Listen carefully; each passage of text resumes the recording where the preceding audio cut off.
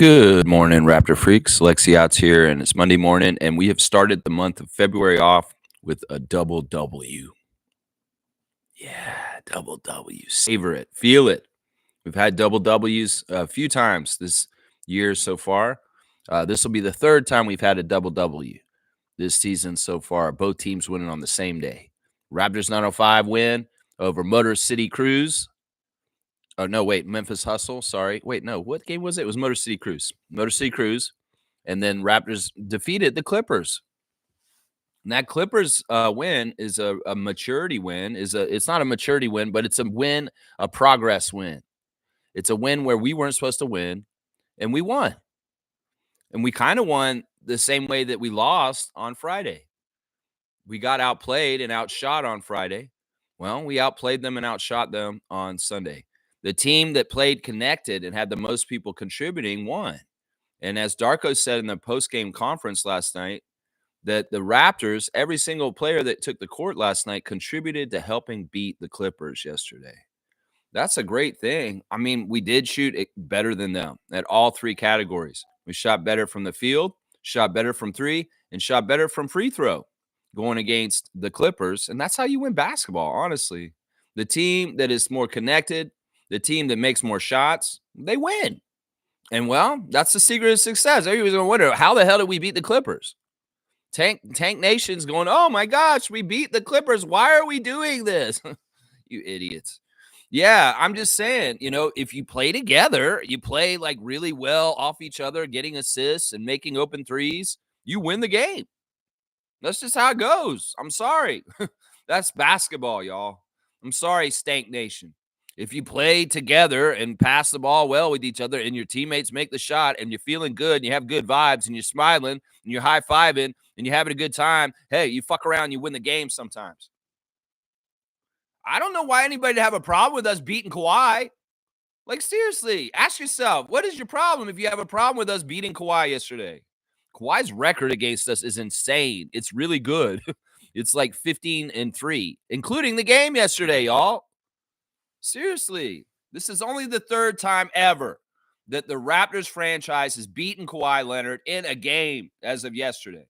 And I'm talking about since Kawhi was on San Antonio, way back when he was a rookie, all the way back then. All these good Raptor teams in Kawhi's career. They got beat by Kawhi left and right. But this young Darko nucleus is going to come in there and beat Kawhi last night. I think they missed Norman Powell, to be honest. I think they did. Because Norman, well, he's got that fight. He's got that playoff Powell. Well, James, he's gotten lazier. And Kawhi, he's just happy to be there playing because he's not hurt. We saw some amazing stuff from Scotty yesterday. I was wondering if this would happen. Scotty, you're playing Kawhi. Can you be like Kawhi against Kawhi? Yes, I can, Lex. Yes, I can. Yes, I can, Raptors freak. And he did. He took Kawhi to Kawhi. And I was hoping for that. A little mid-range turnarounds, those nice measured mid-range shots, the Kawhi stuff. In fact, he did Kawhi so well, Kawhi got pissed in one moment and stole the ball from Scotty. Said, hey, man, you trying to be me? You saw that moment when Kawhi stole the ball from Scotty. It was a little bit of a moment where he's saying, hey, I want to still remind you, I'm this dude, okay? I'm him. And, yeah, you're going to be me soon, I know, but I'm still him for right now because I'm still here. But, yeah, I know you'll be me soon. You're going to be me soon. Yeah, I'm going to be gone at some point, and you will be me in this league after I'm gone. So, yeah, let me remind you, though, real quick, Scotty, that I'm still Kawhi, and I'll claw the ball from you real quick on this steal and get back the other way. Oh, so much fun in the game last night. There was, on the down low, a matchup I should have brought up more in the preview yesterday was Quickly versus Harden. I should have thought about that that's going to be such an entertaining, fun matchup. Now, Quickly was still on a minutes restriction, didn't get to play a big chunk of the game, but the stuff against Harden was hilarious, guys. And this is for an old basketball head like me. Somebody who really pays attention to everything that's going on out there. And I'm going to tell you right now, Emmanuel Quickly is a genius. He's a genius. Because James Harden is too. James Harden is a genius of deception. James Harden is a genius at leverage. James Harden is a genius by using his strength and balance to really mess people up. Well, Manuel quickly knows all those tricks. He knows all James Harden's tricks. Manuel Quickly is a very smart player. IQ has IQ. Yes, James Harden has a lot of bag of tricks. James Harden's a certain type of player. Well, Manuel Quickly knows your type. He knows your type, James. He knows all your little foul baits. He knows all your proclivities and tendencies. Yeah, and he knew what not to do and what to do. And in some ways, he made James Harden less effective because of that. On the download, that's true. Manuel's a very smart player. Very, very smart player. There was one little interaction between the two of them where James wanted the foul, but he obviously grabbed Emmanuel and pulled him. And they called it justly on James Harden, but he made us think about it. Boy, did he ever. But yeah, James was neutralized in some ways because we didn't fall for his shit. And Emmanuel Quickly, I give you a lot of credit for that. So I got to do a lot of stars of the game today. I got to do Instagram stories. I got to do a classic card. So let's get right into it. And let's start reacting more to the fantastic double W's of yesterday. Memphis Hustle lost. Wait, no, it's Motor City Cruise. Get this right, Lex. They had 2 games this weekend. Motor City Cruise was yesterday. Memphis Hustle, you already reacted to. That was David Johnson and them, Yuki. No, this is Ron Harper you're talking about today. Ron Harper Jr. and the Motor City Cruise losing to the Raptors 905. In fact, both games were eerily similar. I don't know how they do this, but quite often, whatever's happening with the main squad is happening with the 905 squad. It's weird how they mirror each other. The game before the Raptors game against Clippers, the 905 did almost the same damn thing. They had a very close game for part of the game with a slight lead, and then they just took off in the second half and blew them out. It's not that we blew out the Clippers. In some ways, blowing out the Clippers is not going to happen because they have too much pride and they have too much talent and they have 2 Hall of Famers. But we did get separation in the second half of a double-digit lead, and it was a lot more comfortable to close the game out and land that plane to victory. You know, if that game was closer, it's trouble. First quarter, the Raptors beat the Clippers by 4 points pretty much the whole entire quarter. There was a Raptors up by 4, Raptors up by 4, Raptors up by 4, maintaining that 2-possession lead, which I love. It's like, yeah, Raptors up by 4 at the end of the first quarter. And it was back and forth, a little bit of tide in the middle. And then the Raptors separated in the second half. And boom, they managed the game very, very well against a very high-level Western Conference team that has a lot of experience and landed that plane to victory. That's fantastic, man. I want to say this. For both of the games that happened yesterday, the 905 and the Raptors games are a testament to the great offensive system of Darko Rajakovic and the fantastic coaching job that our team is doing. The progress of our Raptors team in the rebuild is really going very well. In some ways, teams languish in rebuilding failures and sadness and over LLLLLs. But the Raptors are just too committed, too much doing the assignment right, and too much genius plans in setting it all up with Darko and his staff. The vibes on this team are growing exponentially towards more and more connection, more and more happiness, more and more success. I mean, you can see it. I have not seen Grady Dick smile on a basketball court while he's playing until last night. Seriously, think about that. The whole entire rookie year and sophomore year of Grady Dick has been tough. It's been full of trials and tribulations, a lot of getting hit to the ground, a lot of like, boy, this is hard. Wow, I got to catch my breath. But after a certain dunk last night and after a certain feeling about, wow, I'm playing against James Harden and Kawhi Leonard. I'm getting to guard them. I'm doing fairly well. And I just threw it down on them. And I feel so good from it. I'm going to smile. Seriously, we don't see Grady smile a lot out there. He is a very calm demeanor. And he's very cognizant of his body language and the messages he's sending out. And in some ways, he hasn't felt comfortable enough to smile during a basketball game so far in his young NBA career. Well, he did last night. He smiled real big because he knew he was kicking some ass. Yeah, Grady said it after the game. I'm really proud of this guy because, listen, we've been talking a lot about Grady Dick's defense this year and how he got to get better.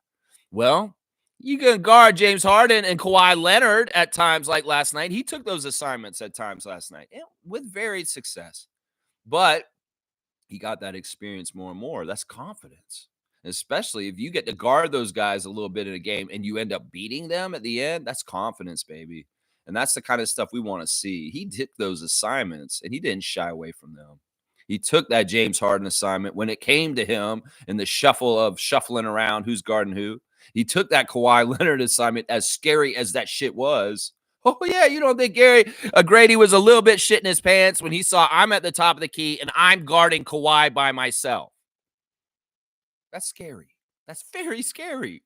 And he did all right. He did all right. That's very good confidence. That's what he said after the game at press conference, man. I feel so blessed that I play in the NBA. First of all, guys, I feel blessed that I'm at Rising Stars. I feel blessed that I got the opportunity to guard 2 Hall of Famers today and learn more about how to play basketball better. You can't get mad at that. That's awesome. That's awesome. All right, Trevor J, let's see what he's saying. Relationships never die a natural death. They are always murdered by ego, attitude, and ignorance. Yeah, there's a lot of things that can contribute to miscommunication, problems, and disintegration of relationships. That's why a healthy, open communication of getting across what your needs and wants are both ways is very, very important. If there is something you did that pissed the other person off, well, if they can express it to you in a way that is getting across to you, well, hopefully you care about them, you love them, you'll do something about it to change. That's what I'll say right there. Well, I appreciate it, Trevor. It's true. You know, ego is one of the most dangerous things in this world right now. With the world of social media, there's all kinds of narcissistic tendencies coming out in people because they want to be seen or shown, stuff like that. You know, we have ego running the United States government right now. And that is a huge problem. Let's just put it that way. That's a huge problem. Trevor's saying Raptors welcome back Kawhi with an L. That's true. You know, in some ways, it's weird seeing Kawhi at the end of the game, little glassy eyed. I'm telling you, man, that guy may not register things as quickly as other people, but he has to have, in the last 6 years, registered just how much he left on the plate and just have some sort of regrets deep down inside. He may never, ever utter a word about this because we know he's a man of very few words. He's not doing very much social engagement. He may never, ever, ever reveal his true feelings deep inside about leaving Toronto and going to play for the Clippers. But I'm going to say this right now. There is a sadness that echoes from his soul that cannot be cannot be hidden, cannot be it's revealed. You can see it right on him. I'm sorry. That dude, listen, he may be kind of a morose looking guy sometimes, but when he comes back to Toronto, he's got to have a certain other kind of feel in some ways of what it could have been. And that's on him, man. That's totally on him and Uncle Dennis. Totally. Yeah, come back and get that L, those guys. I wasn't expecting a win for us yesterday. I'm going to be honest, guys. I thought the Clippers were going to beat us. And I feel bad for not being a good Raptors fan and believing. In some ways, I should have built it up. I did talk about how they could beat them, and they did it. They did it. One of the big keys was Pirtle neutralizing Zubac. And he did a fantastic job. That block on Zubac in the game was a message. That, bro, I saw you beat up on our team when I wasn't in, and I'm not letting you do that this game. And that was a message to Zubac because we had to neutralize Zubac. He may have been the most dangerous player for the Clippers, other than those 2 Hall of Famers, if they're really trying. We neutralized Zubac. That was a key to the game. The other thing I said yesterday that happened that was important was we didn't let other random Clippers get hot and go crazy. People like Coffee and Man. None of them were going too crazy and getting all crazy. Nicholas Batum threatening a little bit with some big shots. Of course, Batum in any setting, I was saying in the chat last night, with his NBA, FIBA, he's dangerous. He's annoying. He's an annoying player. And, well, he's a pro. He's going to show up and he's going to try and chip in his part to try and help his team win. And Batum, in some ways, was the next most annoying Clipper last night. Jones was very athletic and doing some crazy stuff too. I'll give him that. But yeah, it was a good team victory. We played solid the whole game. Darko's very proud.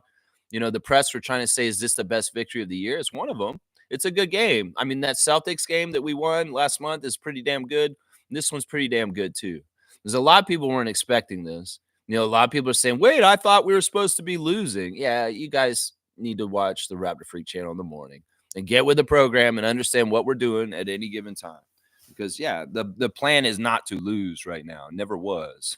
Never was. You losers just wanted to make excuses for losing so you wouldn't feel so bad. No, we're tanking. We're trying to get Cooper Flag. That's why we're losing so much. No, we're losing because we suck. And now we're getting better. And allow it to naturally happen, Raptors fans, is what I'm saying right now. Now we're getting better. That's right. Trevor's saying everyone talked about RJ's defense, but he shut down Kawhi because he turned the ball over 4 times last night. Yeah, Kawhi had a bad game yesterday. There's no ifs, ands, or buts about it. The man shot 6 for 18. That's 33% from the field. And honestly, Kawhi didn't score a whole lot of points. In fact, he had less points than Scotty, and Scotty didn't even have a whole lot of points yesterday. So Scotty technically beat Kawhi. That was one of the things I said that we needed to do to win. So there's another check mark. Scotty beat Kawhi. We can beat them. And he did. He beat Kawhi. Jakob neutralized Zubac, and we didn't let any of the other Clippers go crazy. James went a little crazy, got some points, did James stuff. But for the most part, we did the right stuff to win this game. We played connected and played very well on defense, which is really fantastic. Yeah, we got to give some credit to RJ. That's what I'm saying. In some ways, you know, the Clippers are known as a very good defensive team. Well, in some ways, we scored and hung with them. The first half was 61-61 at the halftime. It was tied. That's like running with a thoroughbred horse race. Is like, yeah, you could run with this level of race horses, because this is a high octane offense and they've got a good defense too. And you guys are able to keep pace and keep tied with them at halftime. That's a big deal. That's a big deal. That shows that they're playing really well, because the Clippers are a good team. They're a good team, and the Raptors are a good team. That's what I'm learning from this, is that the Raptors are a good team too. But yeah, RJ getting some shine and credit for defensive stuff and against Kawhi. We got to remember this too. RJ's still a young kid, and he wasn't in the NBA when we won the championship. He was a fan of the Raptors, and he's seen what Kawhi did. So in some ways, RJ Barrett's got to pinch himself when he's playing against the Finals MVP of the Toronto Raptors championship team, and he's guarding him and he's beating him. He's got to pinch himself a little bit, because he was a teenager when that happened, right? He was still a teen. He was like 19 years old or something. So I'm just saying, RJ was a fan of the Raptors. He's a Raptors fan. And when we won the championship, Kawhi means a lot. So playing against Kawhi for RJ, it's a little bit special. I'm just going to say, because of the championship and because he is a fan of the Raptors. So it's very, very cool. It's very, very cool. Trevor's saying, I like that combination of Grady and Jacoby and Oshai. They're playing good together. I want to say something about Grady Dick right now that makes me so happy. Grady at times is seen aloof. Maybe it seems like he doesn't really totally fit with our team in some ways, but you know what he does? And the thing that I realized last night that made me so happy, and this is what happened late in the game, is there's a nice connection building between Walter and Dick. In some ways, sometimes on teams like this with 2 consecutive first-round picks, sometimes there's a little bit of competition on the down low, or a little bit of worries about what I'm getting, what he's going to get down the road. But this is the thing. It's all love, baby. This is a connection. And when I saw Grady pass to Jacoby in the corner for that 3 late in the game, that was just a beautiful thing. And the smiles all around. When I saw Grady hit a 3 off of a great pass from RJ, and I saw Jacoby go like this after Grady hit a shot, and Jacoby wasn't even involved in the play, I was like, yeah, these guys are all for one for all. Because I'm telling you, man, Jacoby is showing some stuff about scoring that is different than Grady, but they're different flavors, but they're both very, very useful for offensive firepower. And the fact, if we can bond Jacoby and Grady as a tag team of liking to work together, that's a young tag team coming up for our team. Another great connection and level. So Grady and Jacoby, keep being buddies. Because in some ways, y'all have a natural rhythm between each other with passing. I noticed. That's the thing. Some of the most successful things about the Raptors yesterday was because the passes were coming on a silver platter in the right rhythm for the shooters to catch the ball easily and go right in the shoot motion and make the shots.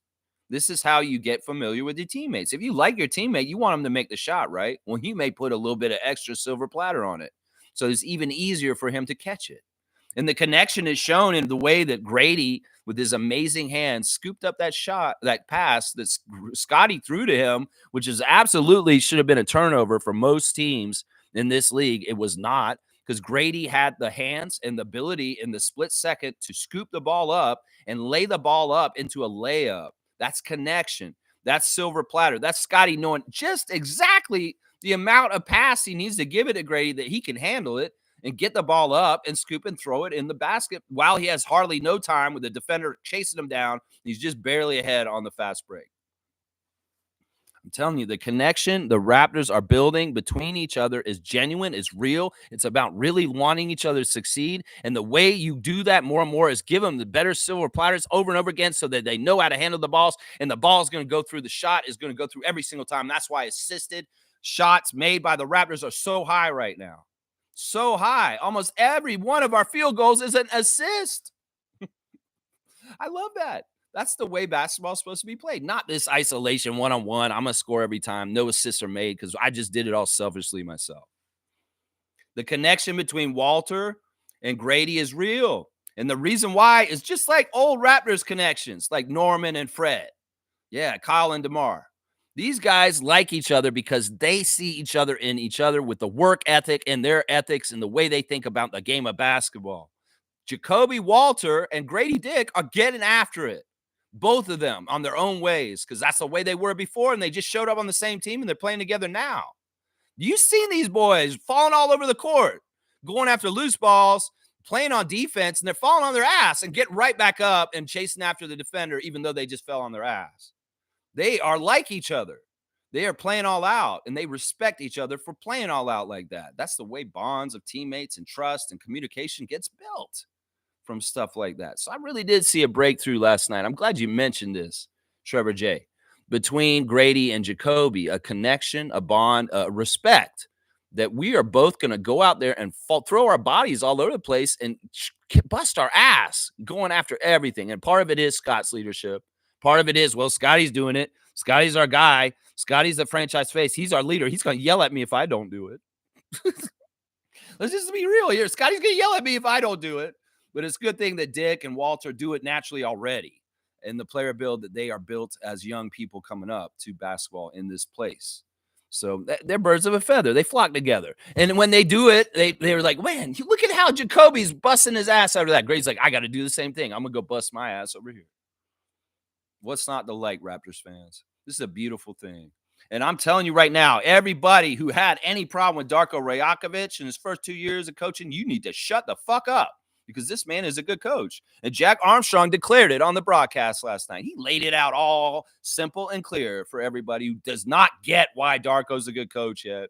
You go and listen to Jack Armstrong during the game last night. He will tell you exactly, former coach of Niagara, Jack Armstrong will tell you exactly why the Raptors are good, why the Raptors coach is doing a good job in what we're doing. I mean, seriously.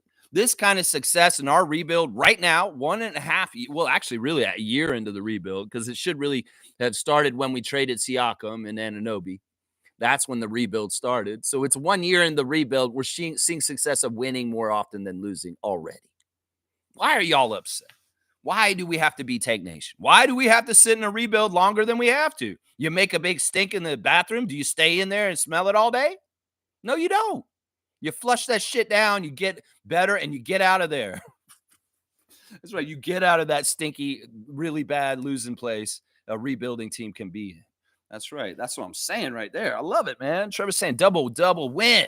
Sunday, Raptors, starting February. Right. I didn't think they'd do this. I'm serious. I can't believe I doubted y'all against the Clippers. I can't believe I doubted y'all. I should have known. The crowd wasn't even that good. Crowd was pretty lame again. I'm sick of y'all, crowd. Why do y'all keep not doing defense chants until the very end? Do it the whole game. It'll make it easier for us to win. It won't be so, I'm telling you, it's worked. I did it when I went to the Brooklyn game on New Year's Day. Absolutely helped them win against the Nets that day because I was loud as hell the whole entire game, and I brought defensive energy to the first half. We're not hearing y'all until the second half right now. Oh, we heard you in the anthem. Yeah, and I'm not too happy y'all did that, honestly. Some people say, Lex, this serves them right. They should have done that anthem like that. But you know what? I get it. But it's not going to help anything. And the press attention on this is not going to help anything either. Trust me. We're dealing with children. We're dealing with little, small, egoed men that are very fucking idiot and vindictive. And in some ways, we don't want to fuel the fire in some ways for a stupid trade war just because we feel like booing the anthem. In some ways, I get it. And you guys have your full rights to do it. And I'm not that mad at y'all for doing it. It's just it's going to get a lot of attention in the wrong ways. Now, thankfully, you're not the only Canadian crowd doing this. All the NHL teams are doing it too. And it's just a symptom of the stupid ass shit that Trump has started. But still, I don't think it's necessary. And like the usher, our friend at the arena, Jennifer said, there was a 15-year-old girl singing the US anthem last night. And in some ways, she felt the booing towards her. And was that justified? Because she's just a performer who came to sing both the anthems. I don't know. There's a lot to it. It's complicated. If this trend continues, it's going to be like, well, I mean, come on. I don't know. In some ways, we should be better than this. Some people have gotten mad at me for booing people like Goran Dragic when they come back. I mean, I don't understand that mentality. But with this may be smart not to antagonize or do stupid shit to make Donald Trump more mad. And his people are very ultra patriotic and stupid. And putting on blast that Canadians are booing the U.S. national anthem all over the press right now is not good relations. In fact, Michael Grange writing an article about it this morning and putting it more on blast, I don't agree with, because in some ways, press, y'all have a responsibility. What kind of world do you want to live in? Do you want to live in a world where you can just sensationalize things and pick things apart and entice and stoke conflict? Because that's what you'll do. In some ways, be more responsible. We don't need more conflict with the United States. And articles and over reporting people booing an anthem at a game, which is something that happens in this world all the time, all over the place. In fact, I've been in many games in the United States where they booed the Canadian national anthem for no reason at all, y'all. Just so you know. So I'm just saying this is a non-story, but the more attention that people like Michael Grange and other press people put on it is not good. I don't like seeing that as one of the top ESPN NBA stories right now is the Raptors crowd booed the U.S. anthem, because U.S. people are looking at that, and we don't want to stoke the division. We want to try and fix this. There's just one madman and his stupid ass bullshit, fake ass election win. He should not be there in the first place. They fabricated his win and they strong armed himself to the White House. Doesn't mean we need to turn off the rest of the country. Most Americans are on our side. Most Americans like the way things are, and in some ways do not like what Trump is doing. But if we boo the U.S. national anthem regularly right now, trust me, some of those people will not be on our side soon. So I'm just going to say this. I'm for conflict resolution. And in some ways, yeah, there's a guy trying to make all kinds of conflicts right now. So we need to be better and bigger than him to resolve the conflicts. Let's just put it that way. So I'm not impressed with them booing the anthem. And it's not just because I'm a dual citizen, I'm American also. It's because this is not helpful to the situation. Let's just put it that way. It's not helpful. We don't want to cause more division. We want to come together in sane, sensible, intelligent, grown-up, mature people in this world, not like the president of the United States and his little South African racist Hitler-loving motherfucking piece of shit. No, we want to be bigger than them. And in some ways, we need to be bigger than this. There's a lot of children at the game yesterday because it was an afternoon game. And that's not the right message to send to those children. I'm sorry. And I'm not saying this to stand up for America. I think that it's exactly justified to boo the anthem. I just think it's not worth it. And I think that you could do more damage doing it. You'd be surprised how much damage you could do with stupid ass MAGA heads getting all pissy because we're disrespecting their anthem. So I'm just saying, it's not a good look, y'all. I wouldn't do this. It's not going to help with the tariffs. It's not. Trust me. In some ways, yeah, you're just voicing your freedom of speech, but it's not helpful. Let's just put it that way. Buying Canadian goods is helpful. Buying local is helpful. So do those things for sure. That's right. Seymour says, salute to you, Trevor. Happy Monday to all the freaks and freakettes. Back at you, Sheriff. City Slicker wearing his New York Mets hat out in the middle of the prairie country in this great country of Canada. That's right. I love you, Seymour. I hope you're having a great Monday, too. Smooth saying, Raptors finally break their 10-game losing streak against Kawhi. I'm very pleased. Yeah. Yeah, this is fantastic, man. In some ways, we've done this a couple times this season. We've defeated Nick Nurse for the first time this season also. And these are people that we had not beaten yet. We got Nick Nurse in the second game of the season. Yeah, there's a couple of different things going on right now that I'm pretty happy about like that. Yeah, I'm very happy about that kind of stuff too. All right, I don't want to skip any comments and went way down there. Let me see. Let's see. Carlos saying salute to y'all. Canada strong. That's right. I'm with you guys on this. But we got to do this the smart way. And in some ways, I can't control this. I know they're going to continue to do this. It's just that I'm trying to be a warning sign to say this isn't the right way. This isn't the right direction.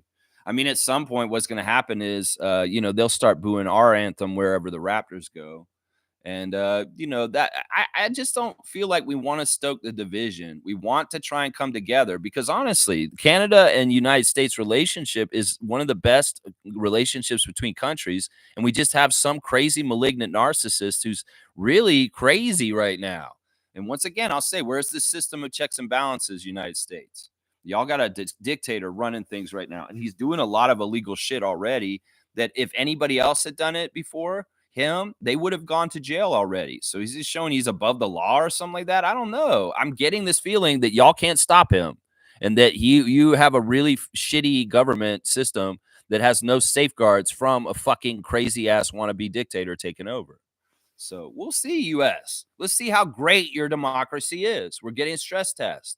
And y'all are failing right now. In some ways, he's going really far with the damage he's doing already. And y'all have no kind of counterbalance to try and stop him right now. And I'm very worried about that. I'm very worried about that. Y'all, we're going to have to do something at some point. Hello, USA. And when you tell the little baby, the little orange baby who's in charge, no, you got to tell the child no at some point. Slap his hand and tell him, no, you can't do this. But right now, mommy's not in the room to tell the little baby to no. Right now is what it seems like. What's going on right now. Yeah. Smith saying it's weird, but as wonderful as that 2018-19 chip was, I'm over it. I'm not over it. I love it. I'll cherish it forever. But I know what you kind of mean as far as with Kawhi. Listen, in some ways, it shouldn't have satisfied us forever, and it didn't. There's a lot of crazy fans who wanted to get every championship ever made after that, which is not realistic. Championship fans, they're just like, oh, championship or bust every year. Raptors have to win championship every year or they're a failure. Yeah, y'all are idiots. You got that taste once, and you feel like you just want it over and over again. It's like you're an addict is what it is, honestly. Yeah, I mean, I'm not over that championship. That championship's going to stay with me forever. And hopefully the next one and the next one after that will come and stay with me afterwards also. And the next one after that also. That's right. It was pretty cool that they did a little ceremony for champions because Danny Green just happened to be in the house because of fan day. And also he's very interlinked with Kawhi in their careers, being traded with each other, being champions on two different teams together.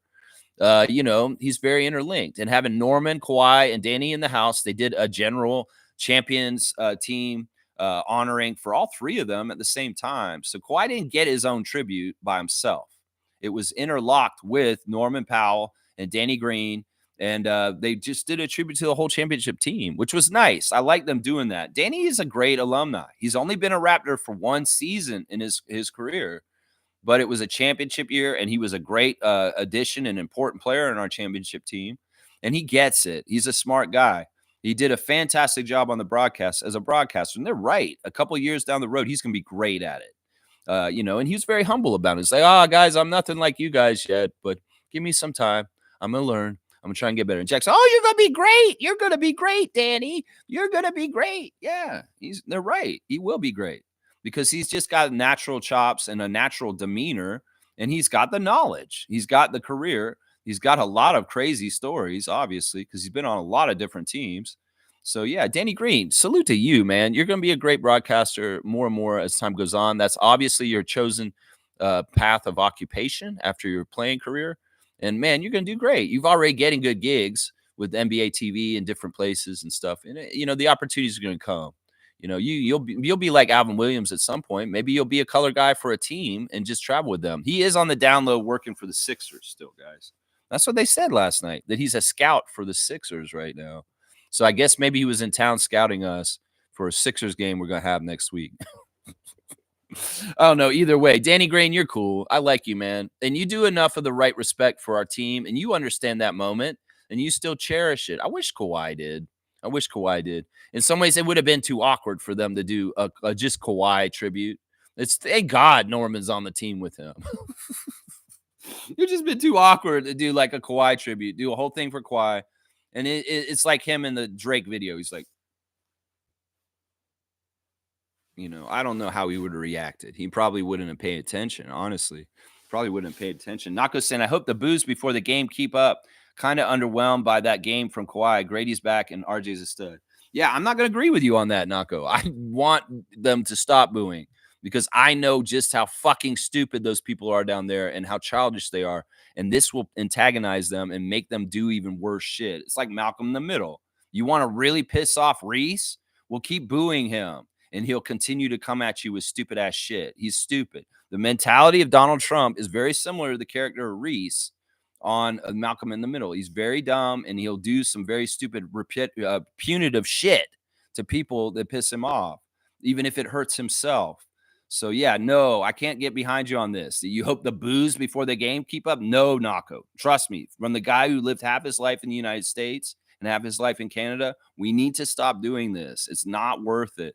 It's a great message for the initial tariffs coming out. Yes, I understand that. But we cannot continue to do this. It's not smart because we need to try and keep relations with them. It's not that I want to kiss Donald Trump's ass. It's just that in some ways we need the public opinion of the United States Americans to still be with the Canadians, because any sane-minded person knows that any kind of conflict with Canada and the United States is an awful thing. And in some ways, we need to try and be better than them. And being better than them is not booing their anthem. Just saying, guys. Trust me. Right now, things are tense. In the past, when people booed the Canadian anthem down south, people booed the American anthem up here. It wasn't in this kind of stakes. Right now, this shit is serious. And we can't be fucking doing childish shit with a childish motherfucker in the White House. I'm telling you. I'm just saying. It's not that I'm trying to warn or anything. I'm just saying I know the psychology of this whole thing, and it's a bad move. We need to stop doing it if we can. I know that we can't control this necessarily, and people are going to do it. I know, but let's not be, oh, yeah, let's continue. Let's keep doing it. No, no, just trust me on this. I want y'all to boo Goran every time he comes back to Toronto. That makes sense, but this does not make sense. Just trust me on this, guys. Just trust me on this. Smooth saying it's really about getting behind these new Raptors and leaving the past in its past. Yeah, staying present. And, that's why when people say, I want DeMar and Kyle to come back to the team and play for us again, I'm like, leave the past in the past. Let's go forward in the future. The future is Jacoby Walter, Grady Dick, Scotty Barnes. What's not to like is what I'm saying. What's not to like? Trevor's saying, good morning to Seymour. I love that. Carlos saying, offense was superb. Darko's system coming together. Yeah, real good team win. And on that note, let's go look at the players of the game. Love the hustle and play from Jacoby. Yeah, I did 7 stars of the game for the win over the Clippers because I felt like it's such a big win. We're going to give 7 stars. My number 1 star of the game is Grady Dick. I'm going to give Grady a huge, huge star, first star, because he shot so well yesterday, 7 and 9 from the field. He's been having low efficiency games where he'll shoot 4 for 12 or 4 for 16 or something like that. And that's not the best that Grady can do. Well, he got his best last night. And the part of it is that he didn't overshoot the 3. He had 2 open threes and he nailed them. And some of that was the rhythm of the pass from RJ and just him stepping into the shot with a nice rhythm and then boom, just right through the net. That's why Grady is a rhythm shooter. And if he can get his rhythm right, nice, he'll make it. He'll make it. But 2 for 2 from 3. And this is the same with Scott. They didn't shoot an overabundance of threes. They only took 2 threes each and they made both of them. So they're very, very smart about taking threes yesterday. But Grady was 7 and 9 from the field, 2 of 2 at the free throw line, 3 rebounds, 1 assist, 1 steal, 0 turnovers, a +8 with 18 points in 33 minutes. He totally deserves the player of the game because in some ways, Grady showed an efficiency and a high level of play that I just really love. And the defensive chops that he was showing was superb. He got some really good defensive development last night. So Grady, your number 1 star last night. Fantastic. Second star to me was Abaji. That's right. Abaji was perfect. Abaji came in off the bench and shot 5 for 5 from the field. And once again, we had another player with 2 for 2 from 3. He took 2 3-point shots and made both of them. And that's great because he had an off game recently where he didn't make anything and hardly scored anything. Well, he came back and he was really, really solid and efficient, really good on defense and on offense. 5 rebounds, 3 assists, 1 steal, 3 blocks for Abaji, a +12 with 12 points in 20 minutes on 5 of 5 shooting. Yeah, Abaji just super efficient And the Kansas guys yesterday were fantastic. In some ways, may overlook Abaji and the whole thing with Scott and Grady and different things going on. But Abaji was on the down low, super good. And in fact, he got the chain last night, guys. He was the one who got the chain in the locker room last night. So he must have been doing something right if he got the chain against the Clippers. That's what I'm saying. Third star of the game for me is Jakob Poeltl. Jakob Poeltl got the double-double on the team. He got 10 points, 10 rebounds, 4 of 9 shooting, 2 of 2 at the free throw line. And those free throws were key, crucial free throws. This was late in the game, and the Clippers were still kind of close to us, and they mattered. And I saw Jakob really take his time, and that's what I'm saying. If the free throws matter, Jakob will take his time, and he will make them go through. And he did. They were 2 very key free throws by Jakob Poeltl late in the game that he drained both of them through the net. And that's huge. 4 offensive rebounds out of the 10, 3 assists, 1 block, 4 turnovers, a plus 11, though, with 10 points in 31 minutes. Jakob neutralized Zubac. Jakob had amazing block on Zubac. He had some very important rebounding duties too. So we got to give credit to him and defense and rebounding and just being a great push shot outlet in different ways for the Raptors. So Poeltl, thank you. And I could tell you're really enjoying things, man. You're really, really enjoying things. That's the thing. Jakob doesn't mind being on a bad team. He wants to see a team get better and succeed more and more. That's the fun, is the build. That's the fun of seeing the team progress and have more and more success snowballing. And he's getting that joy since that calendar flipped to 2025. Trust me. He's getting that joy. Trust me. The fourth star of the game is young Scott Wayne Barnes. It wasn't the best game. It's only got 15 points. But hey, Kawhi only got 14 points. So he technically outscored him by 1. 6 of 12 from the field for Scotty. 50% shooting is fantastic, Scott. He, like I said, he only took 2 threes. They were very measured. They were absolutely great shot selections, and he mailed both of them. It wasn't any crazy wild threes, just lazily throwing them up because he could in a moment. No, very measured, very smart about picking his offense last night. And, you know, he didn't overly shoot either. He only had 12 shots last night. But 6 of 12 for Scott is fantastic. He did miss a free throw. 7 rebounds, 5 assists, 1 block, a plus 5 with 15 points. He only had 1 turnover, too. So, yeah, Scotty, a very, not a huge game by you, but a very solid one. And you did outplay Kawhi, and you only scored 15 points. So I'm going to say this, man. That's a real accomplishment. And you did take those tough assignments, too. Like, different Raptors were like, I want to guard Kawhi. I want to guard James. And Scotty took both those assignments at different times in the game last night, too. Of course, Scotty has experience playing James a lot. He's played him a lot already in his young career because of him being in the Eastern Conference with the Nets and the Sixers before. And then, James is around him and Rico Hines in the summer. So there's a lot of, time spent around James Harden with some of the Raptors. And, Scotty knows James Harden. He knows him pretty well at this point. And in some ways, it's kind of fun to see him try and guard James Harden. He does an okay job. I'm not going to lie. That's the weird thing is they'll get switched, and he'll be guarding James for part of the game. He'll be guarding Kawhi for part of the game. And the same thing happened to RJ and Grady also last night, where they had to guard those guys too. My 5th star of the game is RJ Barrett, the leading scorer for the Raptors yesterday. It wasn't the most efficient, 9 of 21 in 33 minutes, 2 of 6 from 3. 6 rebounds, 7 assists, 3 steals, 3 turnovers, a plus 6 with 20 points in 33 minutes. Just solid. RJ being RJ.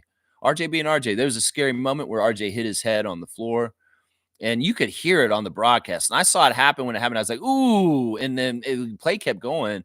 I was like, man, we need to check on RJ. RJ really hit his head. And it looked really scary. Like he was down for a while. And Chris saw he was down. He ran sprinting up over the court to check on RJ. That's a real teammate. Well, RJ, I thought he might need a stretcher to come out at first, but he got up. And they didn't even try and check him for concussion or anything. I think he needs a concussion check just in case, because the way his neck whipped, it looked really bad. It was a little bit of a whiplash, the way he hit the ground and then the back of his head hit the ground.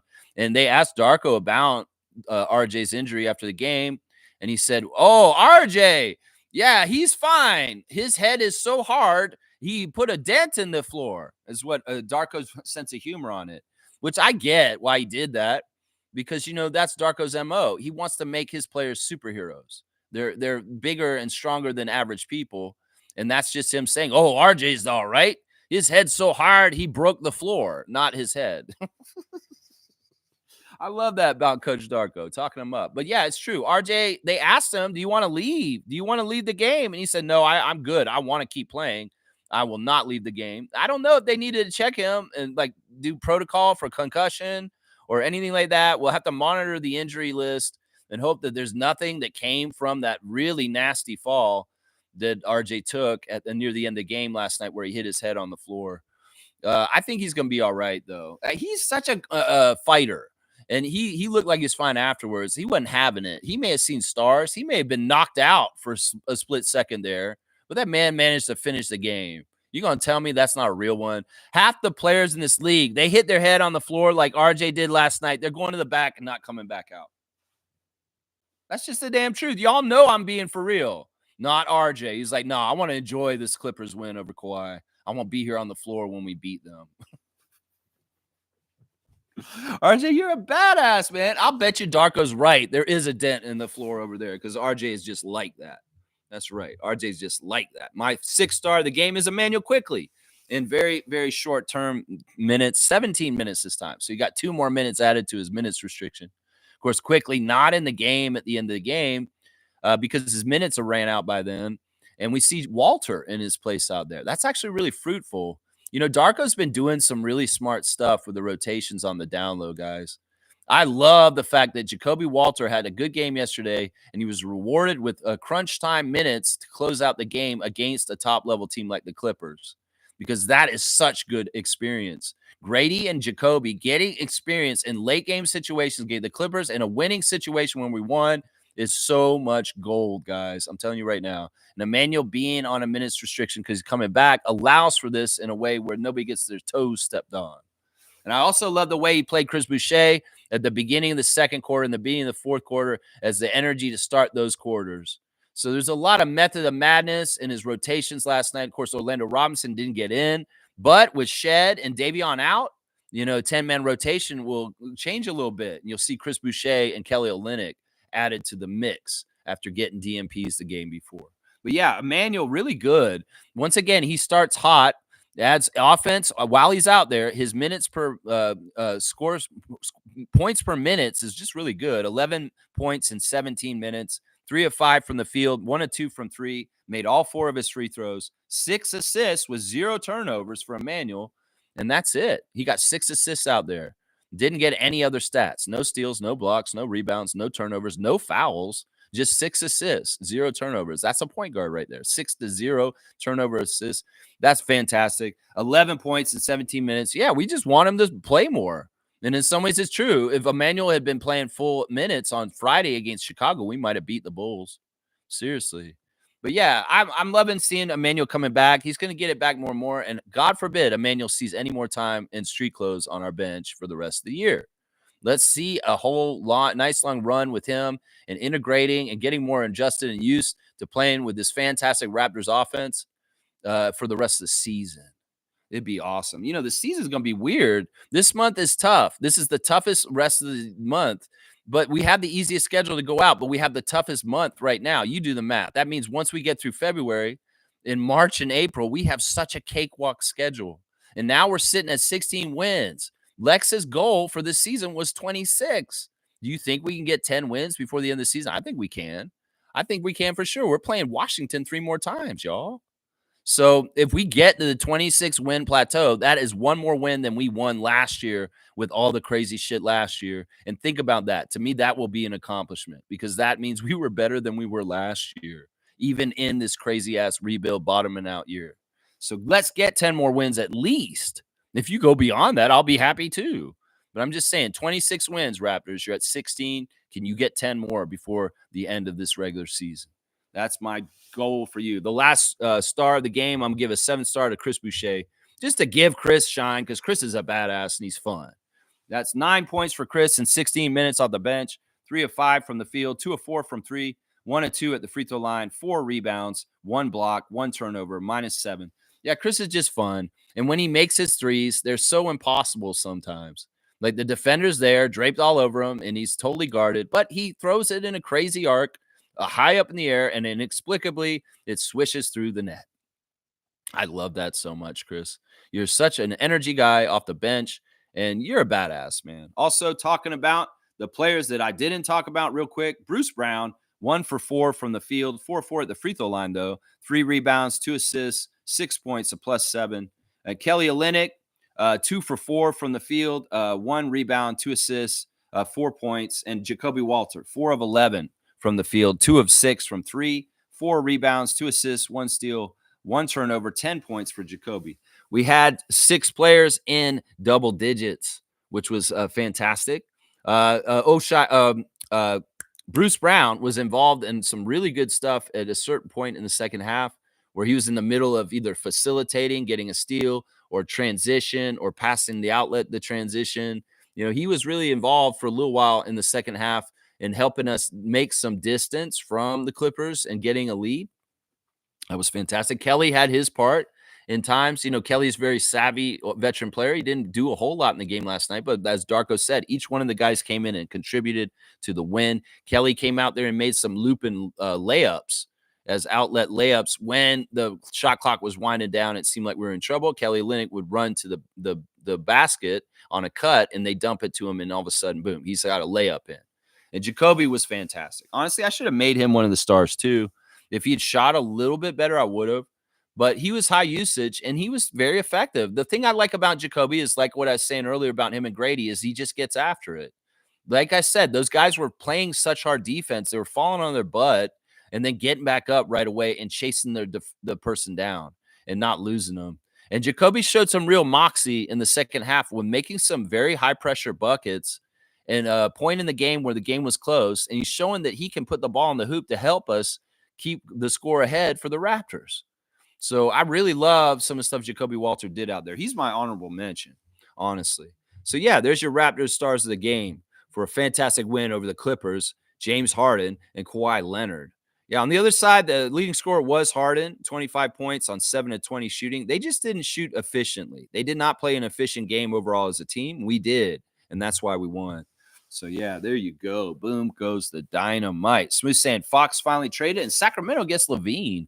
Yeah, that trade went through last night, too. 2 huge trades yesterday. The Luka trade and the Fox trade to San Antonio. Zach LaVine reunited with DeMar DeRozan in Sacramento. Now, I know that DeMar's happy about this because last night, well, let's go look at it. Instagram stories. Real quick, it's right here. First of all, Emmanuel Quickly's putting on blast. Tap in. My brother's vlog dropped. Like, comment, and subscribe. Episode 1, The Arrival. I'm not even sure what this is. Biz style this is what it is. So Emmanuel's promoting some sort of show that his friend made.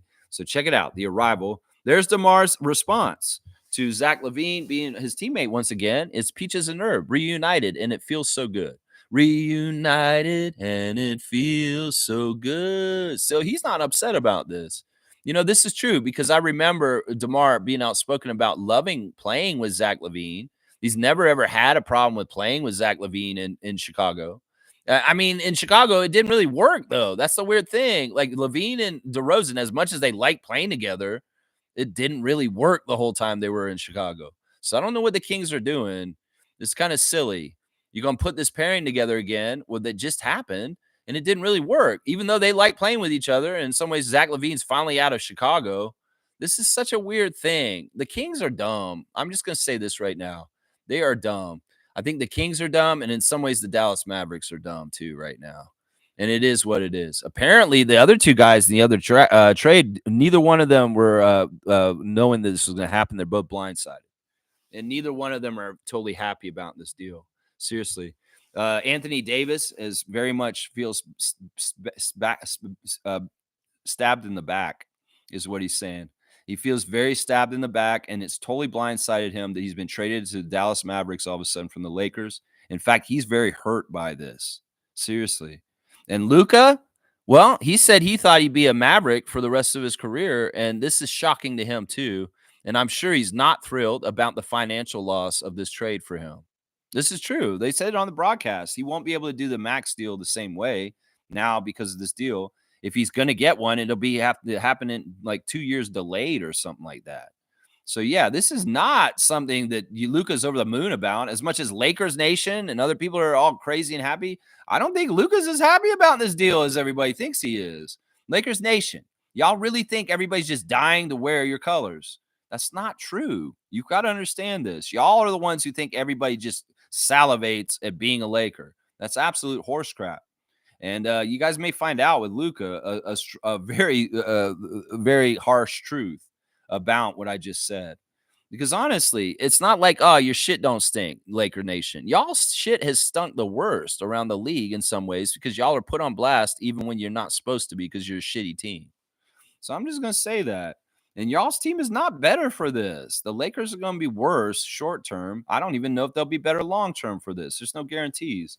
So go ahead and make a big flashy move and feel good about yourselves.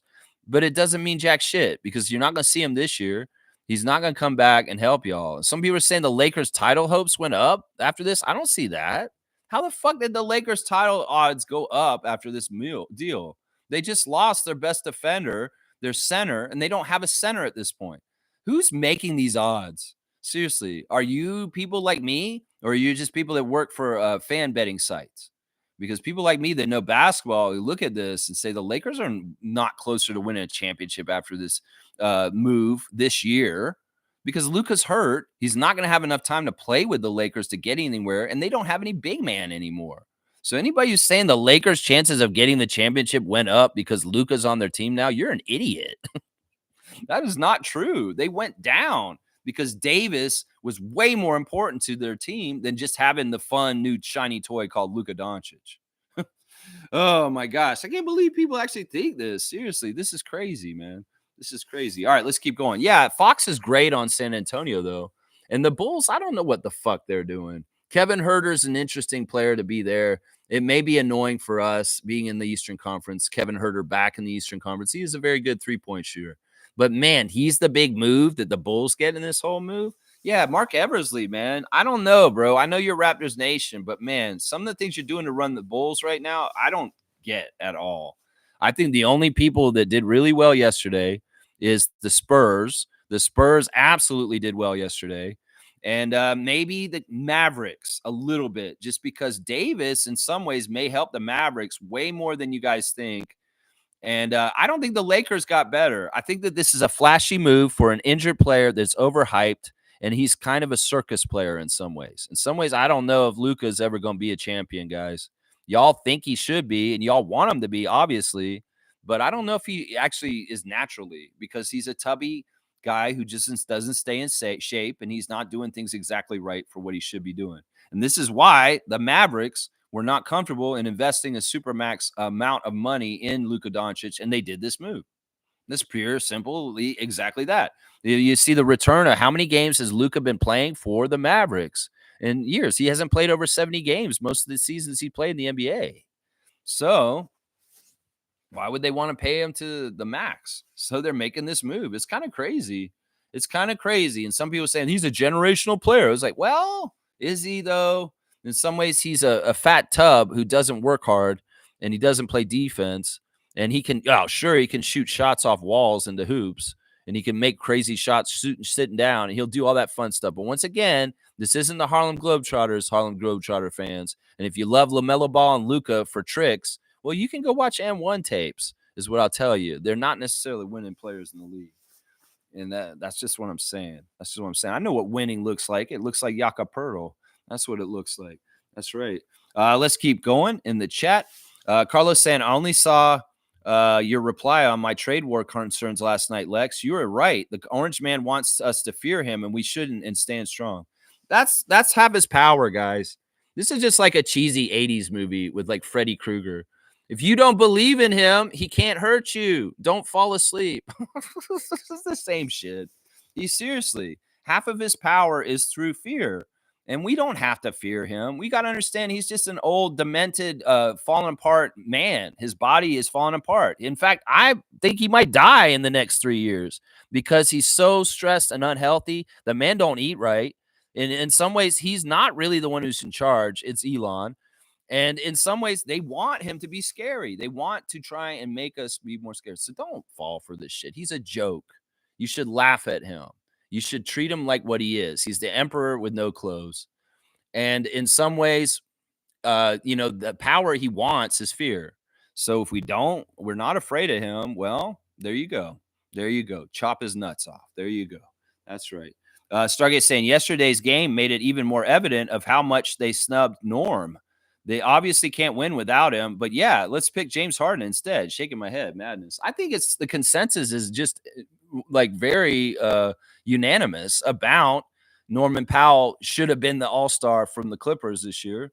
Like everybody's saying it. All the media people are just blatantly saying, well, I know, I think that they got the wrong Clipper on the All-Star and saying Norman should have been an All-Star. I mean, this action with Norman has been happening for a couple years now. Let's be honest here. Norman Powell has been one of the top candidates for sixth man of the year in recent years. And he always gets snubbed. In some ways, that's just part of it. Maybe that's part of the grind that he understands, that he's going to get snubbed. He's not going to get his just desserts and due. But you know what? He don't give a fuck because he's an accomplished guy who's done so much with his life, with his grind. That man's a champion with the 905. He's a champion with the Raptors, and he's a bona fide man. In some ways, they don't have to give him individual accolades. This man's an extremely successful NBA player who made a huge contract and made himself into something more than what he should have been when he came into this league. He's another story of a Raptor going above and beyond and becoming a major player in the NBA when they weren't really supposed to do that. The fact that Norman's even really should be an all-star this year is a crazy, incredible and testament to his grind and what he did in his career to get to this point. Because honestly, the way that he was drafted by Milwaukee and cast aside, and then we picked him up, he really didn't have totally a direction that he was going to go for sure in the NBA, like a person like Luka or LeBron. No, he carved his fucking path out, and he made his career to what it is because he grinded to it. And in some ways, the accolades and the acclaim for Norman Powell is nothing to do with anybody else. It's the knowing himself that he did it the way he did it, and he got it done the right way. So yeah, he don't need that validation because he's a badass and he understands the grind. And the grind doesn't get shine sometimes, is what it is. Yeah, his legacy and who he is what it is. And you know what? Maybe if he does this again next year, they'll put him on correctly and put him in the All-Star. But he was the best six man a couple years in a row, and they snubbed him every single time. So it's just the same shit. It's just the same shit. Seriously. Yeah, I don't disagree with you. I think the consensus is very unanimous. Yeah, Smooth saying, seriously, what are the Kings doing? DeRozan and Zach together again? They have no point guard on that team. Malik Monk is playing the one. Yeah, it's weird because they went from, De'Aaron Fox, Davion Mitchell, kind of a point guard blockade, and now no point guard all of a sudden. I mean, DeMar could play point guard. Let's not get it twisted. Zach maybe could too. I don't know. It's a weird thing. It's a very weird thing. You're exactly right. Now, the difference is, okay, you don't have Vucevic. You got Domantas instead. It's the same kind of formula. A very talented big man from Europe with DeMar and Zach LaVine. Well, that's Chicago the last couple of years with Vucevic instead. Yeah. Yeah. All right. I jumped away from the Instagram story. So let's go back. DeRozan. Lloyd is selling something, some hoodie, some three-piece puffer and an art gallery hoodie. I don't know what's going on there.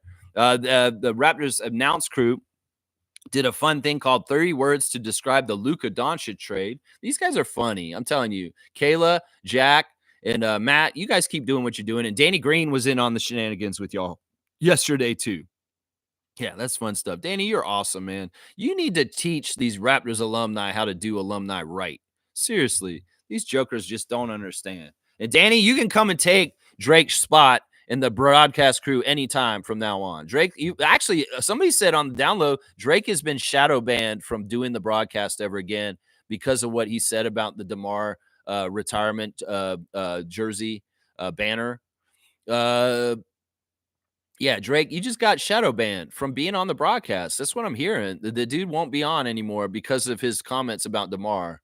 Yeah, he caused a lot. It was bullshit. Well, get people like Danny Green. Danny Green's awesome, fantastic.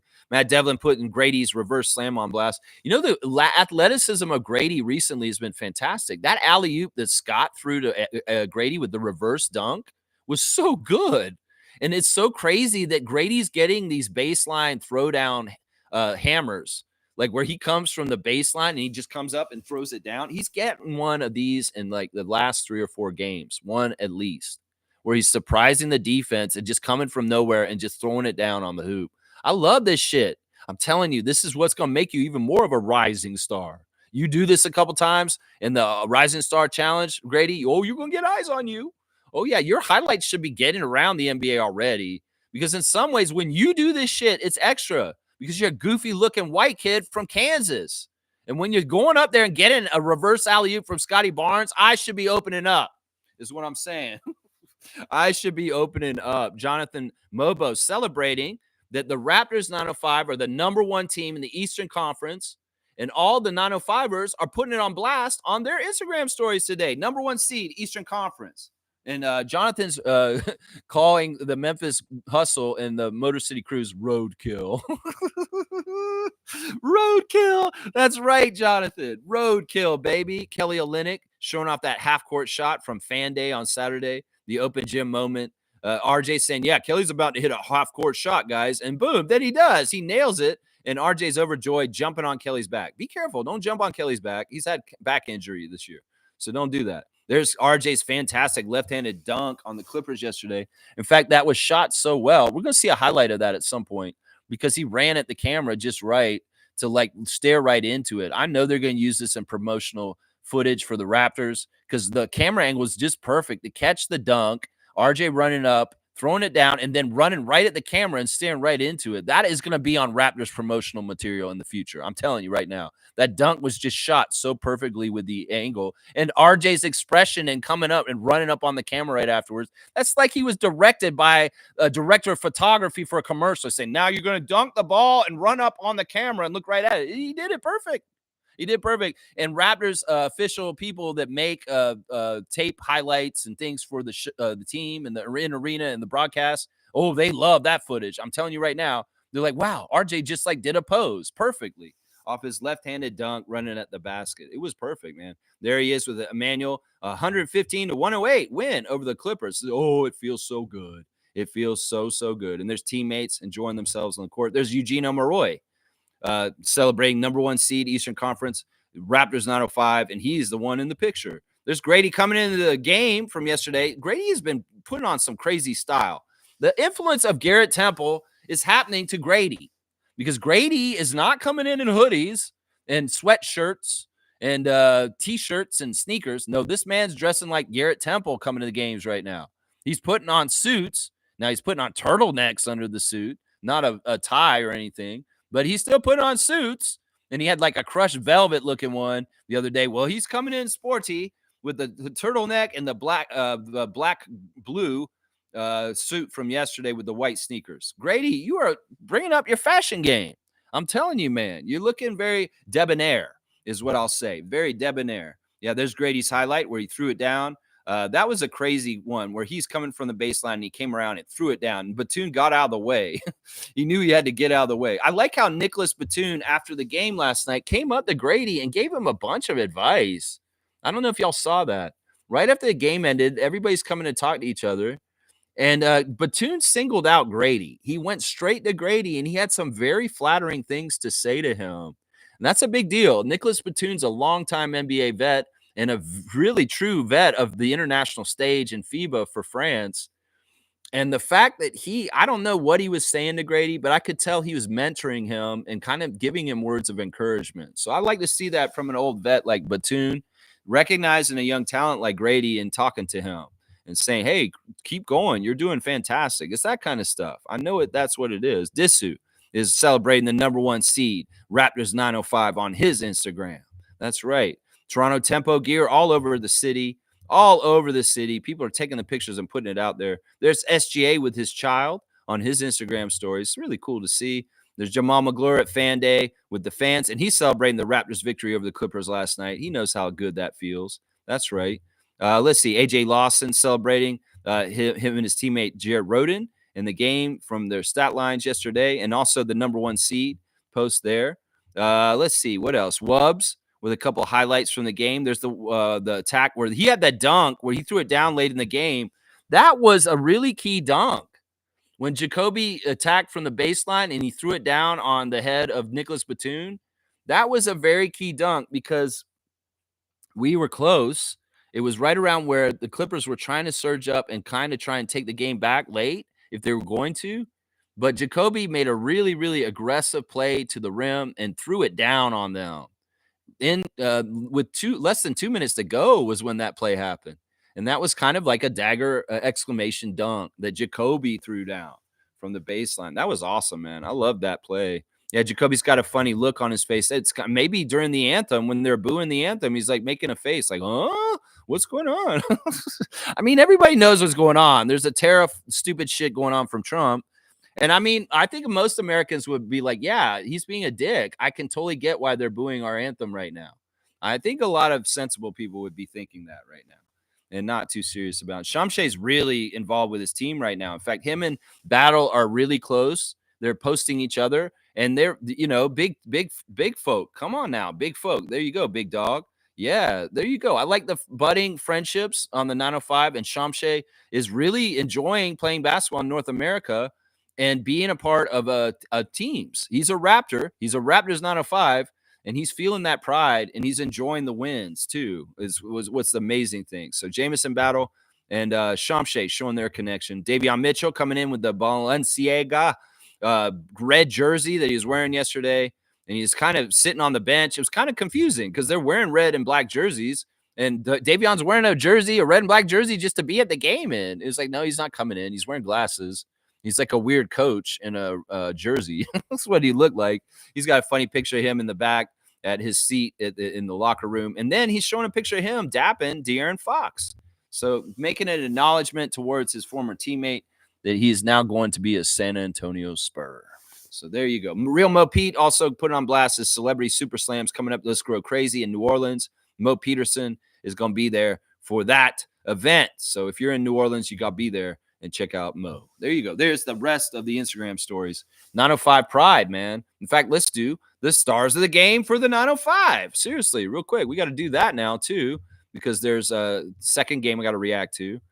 First star of the game is Eugene Omoruyi. Eugene had a very key point in the game yesterday that was so helpful to the 905 to win because there was a player on the other side named Smith that was playing really active, a very good player. Tolu Smith is a very active, big player. Well, he did a really dirty thing on one of the drives to the basket in the game yesterday. He did a forearm shiver to Eugene Omoruyi on the way to the basket. He nailed him good and hit him out of bounds. And, well, Gene wasn't having it. I'm going to tell you, like that, it was a totally dirty, cheap shot. And Eugene was coming back. Canadian Draymond was coming to get him like Draymond would, Jordan Poole. Well, you know what happened? Prince happened. It was amazing. I couldn't believe this shit. Eugene was so mad. He wanted to kill Tolu Smith for giving him a very cheap right arm, forearm shiver to hit him. And he hit him out of bounds. He was coming at him like he was going to hit him. Well, Shamshay jumped in the middle. Like the 19-year-old kid, the youngest player in the G League, the youngest player in the NBA, had the wherewithal. And I've never seen him in this situation ever. But as soon as he saw Eugene come with anger towards Smith, like he wanted to hit him, Shamshay jumped in between him and grabbed him. And there was no time to think about this. These are amazing instincts of the 19-year-old. Very, very wise veteran move of the 19-year-old from Cameroon to stop Eugene Omoruyi from killing Tolu Smith yesterday in the game because he wanted to. He stopped them. Well, the refs took a long-ass time to review the play.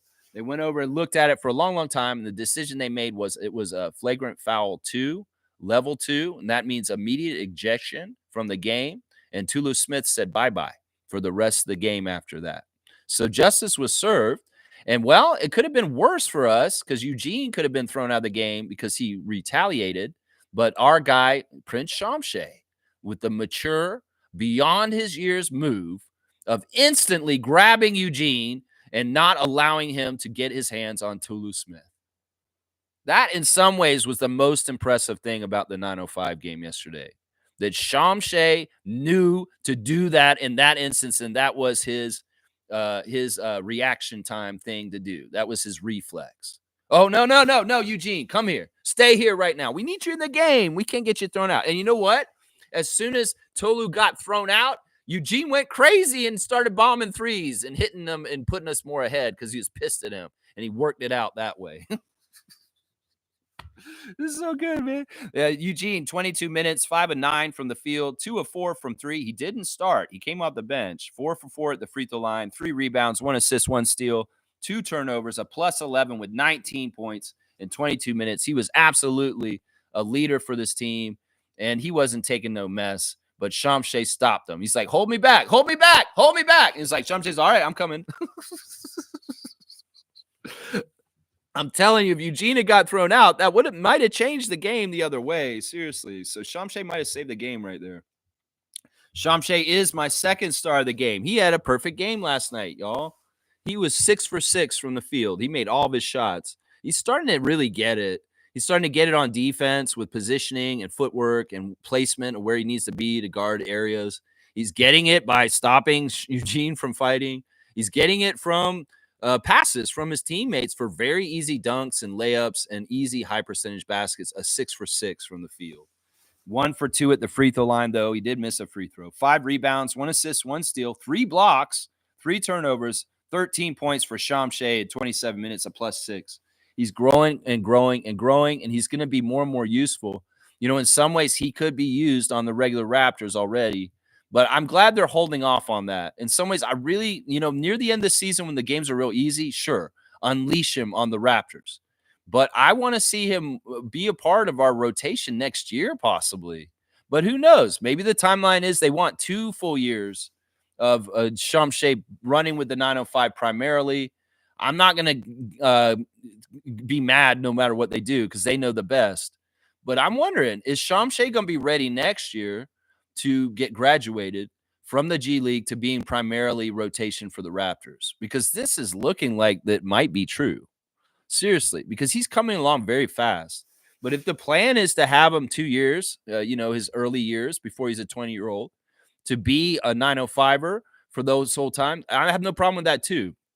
Because the stuff he's doing on that level is fantastic, and it's going to go really, really well for him in the long run that he did it. So, yeah, Shamshay, my second star of the game. Third star of the game for the 905 victory over the Motor City Cruise, Jared Rhoden, also off the bench. He's been so solid recently. He really is the unsung hero for the 905. I'm really, really been happy with him. 7 of 11 from the field, 3 of 5 from 3, 2 of 4 at the free throw line, 2 rebounds, 3 assists, 2 steals, -5 with 20 points in 25 minutes. Yeah, he was the leading scorer for the 905 yesterday. And in some ways, Jared Rhoden has been a real steadying force of getting baskets when they really need them and just being very pro and being very ethical and smart and good with his movements and just really smart. He's playing like a pro in a league that sometimes doesn't look so professional. And Jared Rhoden, I respect you and I appreciate you for it. You may be an unsung guy that's not going to get a lot of spotlight, but I see what you're doing. I'm serious. I've said this a couple days in a row about Rhoden. My fourth star of the game is Evan Gilliard, the starting point guard for the Raptors 905. 27 minutes, 5 of 6 from the field, 2 of 3 from three-pointer, 1 rebound with 6 assists and 2 turnovers, plus 13 with 12 points in 27 minutes. Just a solid point guard play by Evan Gilliard, keeping things organized and just playing point guard. He's playing point guard. There's discussion in the 905 chat yesterday whether they have a true point guard on this team. And I was trying to tell the guy, no, Gilliard's doing a good job. He's got a really good assist-to-turnover ratio, and so does Kenny Chandler on the down low too. But I like the switch that Andrew Jones did, that he put Chandler off the bench and he started Gilliard. Ever since he did that, the team's been winning. So I can't get mad at that. Chandler was the starting point guard for the first part of the G League season, the Spot Showcase Cup, and they lost a lot.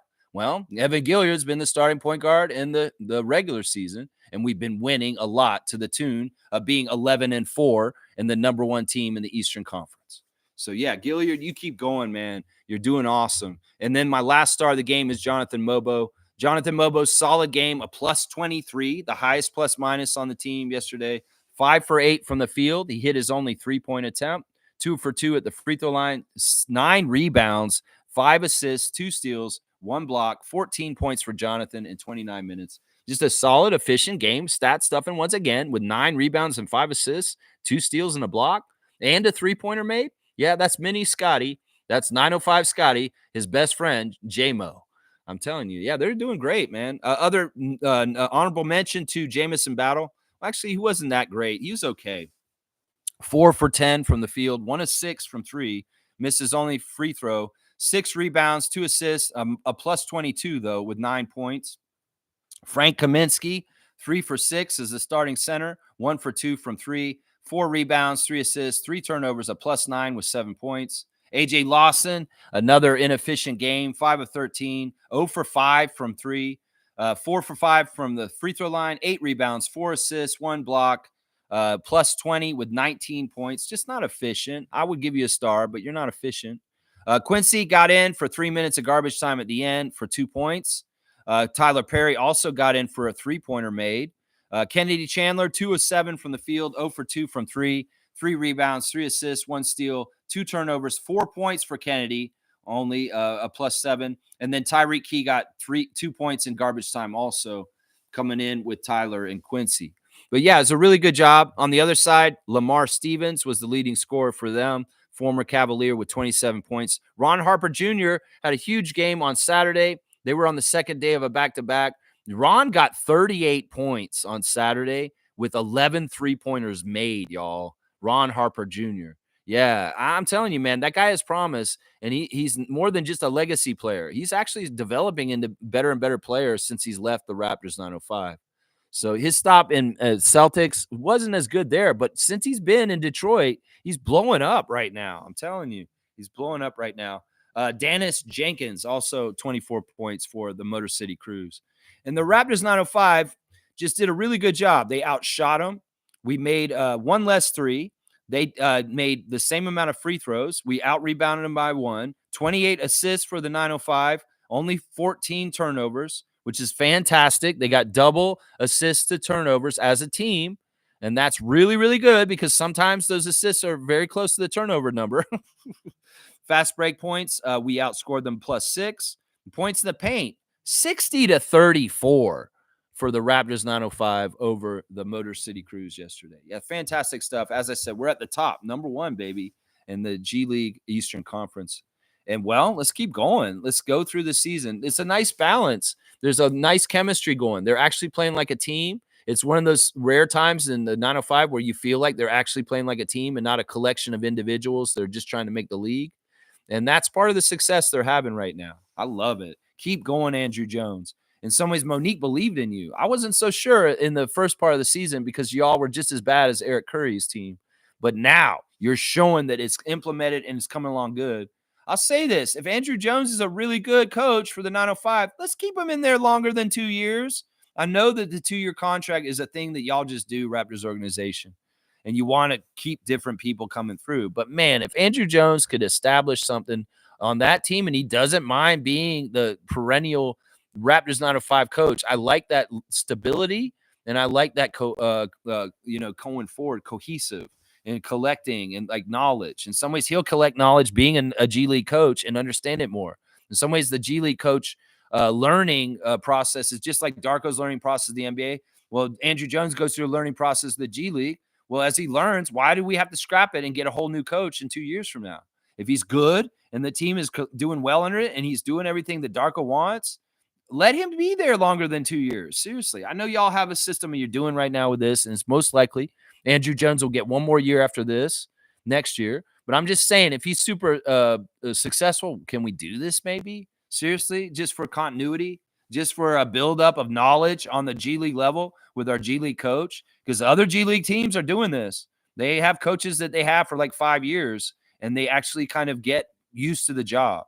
If we keep switching our G League coach every 2 years, well, that's tough on our team. I'm just saying the players are the ones that are learning down there.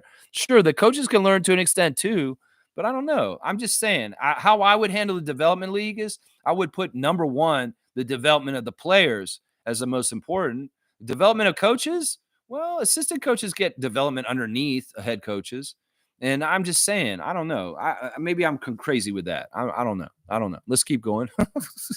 Let's keep going. Carlos saying Sacramento gets 3 first-round picks, though. Okay, well, that's probably the part that kind of looks right with it. So we're saying, yeah, but you need a natural one, though. Point forward only works in limited spurts. There's got to be some other guy in their organization that's somewhat kind of like a point guard. There's got to be another guy. In some ways, I'm not trying to solve this for them. Nago's saying they're making the Sacramento Bulls down there. The picks are fine. Sacramento should blow it up. Well, I mean, in some ways they already have, haven't they? They just traded De'Aaron Fox. And in some ways they traded Tyrese Halliburton a couple years ago. I don't know. In some ways, I'm not as worried about what's going on with these teams. I'm happy that the team I like and everything got the best deal yesterday, and that's the Spurs. Yeah. I don't know. De'Aaron Fox is not a player that I'm really big on. Obviously, I put him down a couple times this week. I think he's overhyped, but who knows? Let's see how he works with the Spurs and Wemby, and if that talent that he has really comes out there in a winning way. So we'll have to see. We'll have to see. Yeah. Let's see. Carlos saying Sacramento have been rebuilding so long for them to blow it up again. What we need to talk about is how the Spurs suddenly became a legit threat now. Now, I don't believe that either. I never believe that just adding one name like this absolutely makes you a threat. I think that that's not immediately. That may be in the future, yes. But I don't think that's right now. I don't think that's right now. It's not this year for sure. It could be next year, though. We'll have to see. We'll have to see, Carlo. Nako's saying Spurs are a playoff team now, and they still have some good assets. Well, we'll just have to see. Spurs fans are feeling real good. They're really giddy, actually, because I'm in a lot of Spurs fan groups on Facebook, and they're like acting like it's Christmas right now. They're really, really happy about this deal all around. They feel like who they got rid of is exactly who they want to get rid of, too. They don't like Zach Collins. Trey Jones. Yeah, both those guys have been dead notes to them, and they've been wanting them off this team this whole season. So seeing that those are the main two players, they did not see City go, though. Sissoko is the one player that they wanted to keep that they lost in the deal yesterday. The other two guys, they're very happy they're gone. Very, very happy they're gone. Yeah. Let's see. Smooth saying Lakers willing to trade Austin Reeves after getting Luka. He doesn't fit anymore. Well, that's what some people were saying yesterday. Isn't that what Danny Green said? That this Lakers fit is weird because already kind of Austin Reeves and LeBron are the same kind of player, and Luka's the same kind of player too. So now their three most talented players are the same player. That's why I said this Laker deal is a fail. They're just all goo goo gaga about a big star coming to La La Land, and his name starts with an L too. Luka and La La Land. The alliteration's so great. Why don't we add another L to it? Yeah, and then another L, and then another L, and then another L, and then another L. Okay, La La Land, Luka and La La Land. Ooh, the alliteration's so good. I'll bet they'll get more L's. Woo! Yeah, I just killed him on that, didn't I? Carlos saying Sacramento should grab Castle for Fox. They dropped the ball there. Well, that's what a lot of people are saying. The Kings Nation's pissed. Is that the Spurs had really good young prospects. There was a number of them that if they honestly should have gotten something, one of them in this deal, but no. I guess Brian Winters, whoever the GM is for the Spurs, he's a man. He's a really smart guy. Yeah, Nako saying the Lakers need a center bad. Okay, sheep man. He's being the sheep guy again. He's doing his bad. They need a center bad. What about Christian Wood? Isn't he there? Isn't Christian Wood going to save them? Come on, Christian. Get there. Oh, Koloko. And you don't think Koloko will save them? Rich Paul, this is the reason why you did this. You fabricated medical reports so that you could have this happen. Now it's Koloko's time to save the day for LeBron. Excuse me. Smooth saying Luka looked shell-shocked yesterday. Yeah, this is totally out of the blue. These guys were not ready for this, neither one of them. And that's why I think this is a horrible trade for both teams. I really do. I think that Luka is not going to be happy in LA. And I think that Davis is like just hurt now. And Davis may be pissed. I'm not going to lie. This may make Anthony Davis more motivated than ever. The laziness that he showed in LA, another L. Oh, you come to LA, we're all about L's and laziness and LeBron and Luka now. Well, maybe Anthony Davis is going to be like, I'm pissed at them and I'm going to destroy them whenever I play them ever again. And we might see more of an Anthony Davis like he was in New Orleans than he was in LA soon. Because honestly, he's going to be the man there. I don't care. Kyrie will kowtow to him. Kyrie don't mind being lazy and feeding that big man over and over again and getting assist numbers. Klay Thompson's washed. It's not like he's going to carry that team. So it could very well be Anthony Davis is getting monster numbers very soon. Seriously, you could see this happening. I'm telling you, man. I'm a Davis fan again. He lost that jersey, that purple and gold. Well, all of a sudden, I'm an Anthony Davis fan again as of yesterday. I'm like, I like Davis. What? I didn't like him for a couple years. Oh, why? I don't know. Oh, he was on the Lakers. That's why I didn't like him. It's so crazy, man. It's so crazy. Trevor's saying, remember, I said yesterday that was going to win. That was going to win. Anybody can make predictions. Trevor, I'm glad you had confidence in the Raptors to beat the Clippers yesterday. I am so happy about that. In some ways, we went above and beyond, and we got a win that I didn't expect, and I'm so happy about that. The next two games are going to be home games, back to back in Toronto against the Knicks and the Memphis Grizzlies, 2 days in a row, Tuesday, tomorrow, and Wednesday, right in a row. Woo! At least there's no travel. And well, we'll have to see. I mean, I feel good. I would normally be like, ooh, the Knicks, we're scared because of this year and the way things have been. But you know what? The way we're playing right now and the way things are going, the Knicks have been pretty good recently, too. It's going to be a good battle. And maybe I should be like Trevor, say, oh, I know we're going to win against the Knicks tomorrow. I'm going to say it right now. And then on Wednesday, when we beat them, I'm going to say, oh, I said this on Monday, y'all, that we were going to beat the Knicks, y'all. Remember? It's easy to say that. But I didn't believe it. Seriously, I appreciate you believing in it, Trevor, yesterday. But it's Kawhi. Can you forgive me for not believing in the Raptors against Kawhi Leonard yesterday? It's Kawhi. Hello. Seymour saying, when Raptors are healthy, our opponents are straight victims. I don't know why we got to put it that way. Smooth saying, you could tell when he got off the plane how shocked he was. He's not in Kansas anymore. He's not in Dallas anymore, is what I should say. And there's a very big difference between Dallas and Los Angeles. Yeah, Luka's going to find out. He may not like it at all, y'all. I'm telling you. In some ways, Luka really does like the cowboy motif. Yeah, he does. He was like embracing it with Dirk, y'all getting the cowboy hats. Didn't Luka used to come to the game like on a horse or something? Or didn't he like wear some cowboy outfits? I don't know, man. LA's different. Does he think he's going to do a Hollywood career? A lot of times big names like this do this because they want to have an acting career. I don't think Luka's trying to be an actor. So that whole side of the allure of being in LA is not going to be hitting on him. Oh, but you're a good-looking guy, Luka. You come down here to Spago's and we'll talk. We'll have a lunch date. I'll see if I've got any projects that you might fit in. Oh, Hollywood types will be fawning over the good looks of Luka Doncic. Ooh, yeah, I don't know if he wants that life, though. I don't think that's fitting for him. Shaq, yeah, he wanted to go to L.A., be a Laker, because he wanted to make Kazam. I don't see Luka wanting to do shows, though. I don't see him want to be making a guest appearance on a TV sitcom or nothing. That man don't want to do that shit. That's all lost on him. So to me, he's getting off the plane. He's like, damn, this place sucks. Oh, yeah, I used to come here all the time because I played the Lakers and Clippers. Now I have to live here. Ah! Man, I'm telling you, man, you guys can think, look at these kind of things, Laker Nation, and think perfect, ideal ramifications for this deal. But I'm going to think about the opposite in every single kind of way. And I'm going to decide that I think Luka Doncic is not going to be happy in LA, and y'all are not going to have him as your superstar for like a decade after this, which you think you are going to get. I'm serious. I'm being dead serious here. There may be some revenge for the deal yesterday from Luka against the Lakers and say, fuck you guys. I've never liked y'all. I never want to be on this team. I never asked for y'all to trade for me, and I'm out the first chance I get. Wouldn't that be funny? Since the Lakers have been everybody wants to play for the Lakers. Everyone wants to be here. If Luka Doncic rejects the Lakers at some point in the next 5 to 10 years, I'm going to be laughing about it because it'll be true what I've been saying, that the Lakers shit smells a lot worse than they think it does. They think their shit don't smell. Well, your shit smells. Trust me, Lakers. It smells. Yeah. Yeah, it smells. I'm telling you, man. Oh man! All right, Seymour's got the victims. What were you sending those police cars and stuff? Man, this is no time to joke.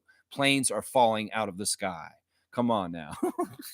Naga saying the GM, the Raptors, the Dallas GM, laughing about how he doesn't care about the team's future. That's infuriating. That's something that he did. Seriously. Well, once again, this is a problem. If you have an NBA team, you better not be owned by a betting company. Because in some ways, it is what it is. It's going to be what it's going to be. No, I see the logic in why Dallas did not want to invest in Luka. But it's crazy because think about this. If Zion is like Zion and Luka is like Luka and Luka's starting to get treated like Zion, well, the Zions of the world are in trouble. I'm going to say that right now.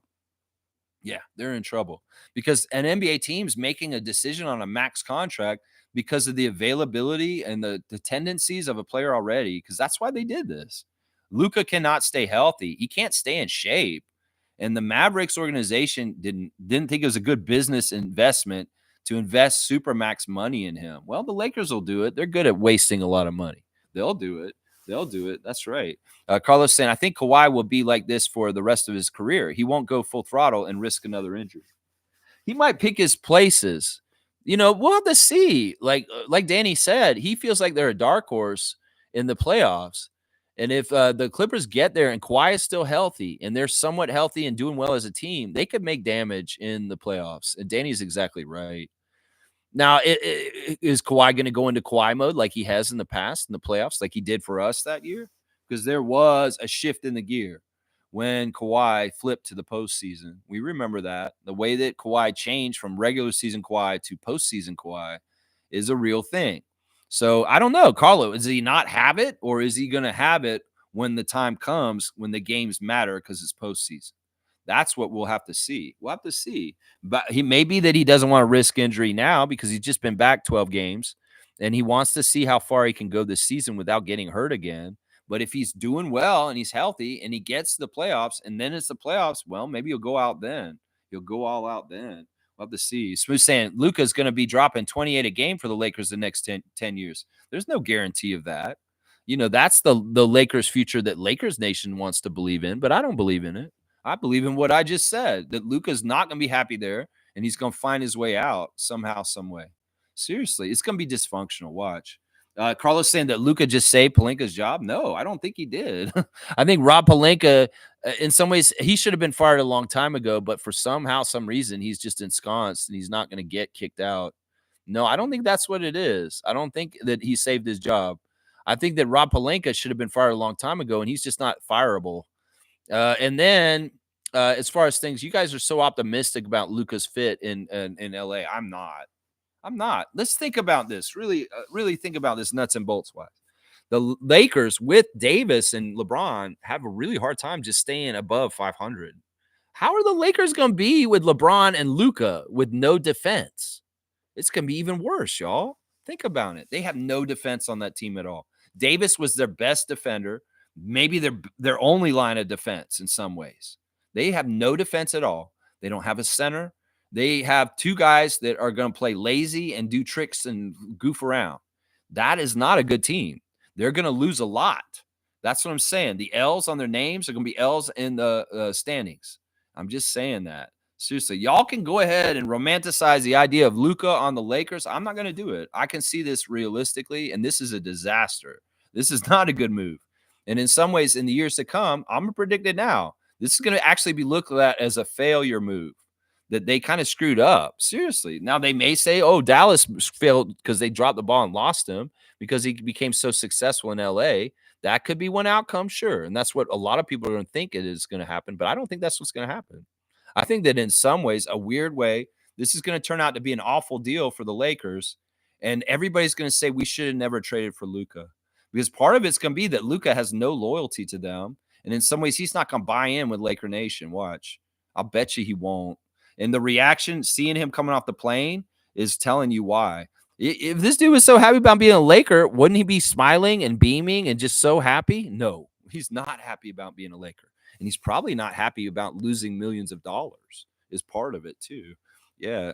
Smooth saying Lakers just got to get out of jail card free. No, I don't believe that. You guys can go ahead and we're going to differ on this, and that's fine. In some ways, it's not Raptors related, so it doesn't really matter. And we don't know what's going to happen. It could very well be you guys are right, but I'm going to stay on the other side and say I think y'all are wrong and that I'm going to be right in the end. And we'll just see down the road whether the Luka trade is actually going to be beneficial for the Lakers. Seriously. Stargate saying RJ has been playing really good defense lately. He's really trying. Well, Darko explained this after the game, and it's very simple.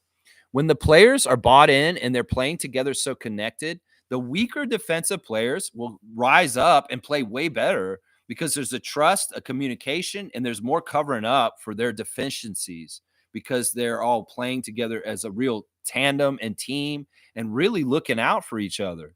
So in some ways, that's part of the reason why Grady and RJ are looking better defensively is because our defense is clicking off of each other and they're whole. It's not like RJ's out there by himself on a guard by himself. He has Scott, he has Jakob, he has other people around him that are helping shore up the defense and looking out for each other. So it's a very, very big team effort. And that's what happens when you have a very solid team cohesion and chemistry on defense. The lesser, better, talented defenders are covered up for a bit better. And that's a huge part of it right there. That's a huge part of it. Seymour saying if we played the Lakers today, we would kick their ass. Defenses less. Yeah, that's sad that we played the Lakers, both our games with them in the first 2 weeks of the season. Like we played them right away at the beginning of the season, and we won't see them again until next year. I'm disappointed about that too. I would love to see the Lakers now after this trade. Oh, I'm with you, Seymour. I'm gonna give you a dunk. I'm gonna give you a dunk for bringing that up. I wish we had seen them later, but no, they front loaded our schedule with them. In some ways, they wanted to get us in the hard part, give the Lakers the easy time to play us when we're all worried about playing all the top teams at the beginning of the year. 15 points on the dunk chart for you, Seymour. Carlos saying, what stood out for me from the Mavs GM is that he wants success 2 to 3 years from now and not 10 years from now. He doesn't think Luka will win anything anytime soon. Well, I could see that. Once again, I don't think Luka is a championship-bound player, guys. I think he's going to be one of these guys that just never gets one. Yeah, I think everybody's saying that he's so good and so talented, so young. There's he's just destined to get one. And the NBA, don't get it twisted. They really want him to get one. They were very happy when Giannis got one in some ways because that bona fided him. In some ways, they're very happy the Celtics won last year because that bona fided Tatum and Brown. Well, they want a bona fide Luka too. And maybe they're going to try and force a championship to Lakers somehow, some way. But this is really going to put the pressure on LeBron to get the fuck out of there now too. Because another thing is they're not going to fit well. Seriously. Luka can play with Kyrie, but I don't know if he can play with LeBron. I don't know if he can. I thought the fit with Kyrie and Luka was weird already, but this one's even weirder. It's even weirder. And in some ways, this move may be actually the Lakers signaling that they're ready for LeBron to move on to. So we'll have to see.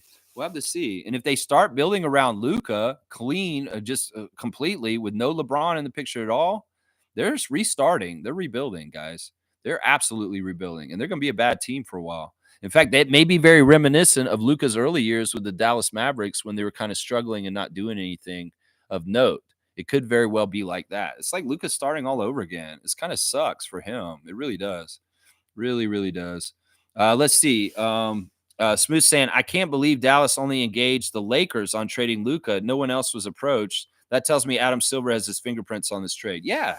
Yeah, this is what a lot of people are saying, and they're not conspiracy theorists. They're going to gaslight us and tell us that we're idiots or we're crazy for thinking that. But I think this is absolutely true. I think that Luka Doncic had a real market for him around the league. But obviously, Adam Silver wants to help ratings for the NBA by shaking things up with a huge deal that makes people really excited, specifically Laker Nation, and gets people more tuned in. Again, that's totally what this is. In some ways, this deal was manufactured, maybe much to the chagrin and not what Luka wanted. But the LA was the only place funneled that he could go to. He could have gone to so many other teams, and the Mavericks could have probably gotten a way better deal from other people. But I'll bet you this is totally exactly right, what Smooth saying, that they actually were forced to trade only with the Lakers because they wanted Luka in the Lakers jersey no matter what. And I bet you this is exactly right, that Adam Silver totally manipulated this situation, just like he manipulated Kawhi leaving Toronto. It's the same kind of shit. It's the same kind of shit. He wants what he thinks is best for the product of the NBA. And, well, he thinks that Doncic in the Laker jersey is that. So, yeah, that's totally fingerprints, like you're saying, Reggie. The fact that nobody else was consulted or talked to about wanting Doncic and what the packages were out there, that sounds like the NBA forcing. And it could very well, listen, why would the Mavericks do that then? Well, the Mavericks are not a real team anymore. They're a sports betting team. And in some ways, they only care about business. And if Adam Silver came to the president of the Mavericks and the people running it and said, listen, you guys don't care anymore. I know Mark Cuban's not in charge. And we want the best product, the most attractive product. And y'all just want to make money. Well, if y'all sent Luka to LA, this will make us more money because it'll get the league back more attention. I mean, we could see through this ploy. You've explained it right here, Reggie. It's exactly right. It's exactly right. This is for ratings. Stargate saying, I disagree, Lex. Grady has always seemed close with Jacoby and Oshai. Even Scotty, I see hanging and talking with Grady a lot. He fits, always has. Well, I'm just saying that I hadn't seen the signs of specifically Jacoby and Grady bonded. Like, it's really easy to have a rivalry when you're two young studs coming in on a team and there's certain slices of the pie that you may both be looking at. And that's a thing I was worried about because there's a natural rivalry that could be happening with Jacoby and Grady. It's similar to what happened with Gary and Grady in his rookie year. There's a lot of us comparing, well, is Grady or Gary who we want or stuff like that. There could be some of that. I think we have enough room and they're very different from each other that we'll keep them on the team, but let's not get it twisted. At some point, when guys start progressing and they may need more money, there's going to be tough decisions made. And in some ways, it naturally pits guys on the same team against each other. So in some ways, they're fighting for the same stuff in some ways, but they're not. But I love the fact that it's not lost on them that they're teammates, and the best thing to do is to play and love and be together as far as the way they play. I just saw the apparent overt signs of this connection yesterday, and I hadn't really seen it. It could have been there all along, Stargate. You're right. It probably was. It's just that I hadn't seen it so publicly out in the middle of the games until last night, is what I'm saying. There's been a lot of plays where they've hooked each other up, but the celebrating each other's victories and being a part of helping each other be victorious, that's true team play.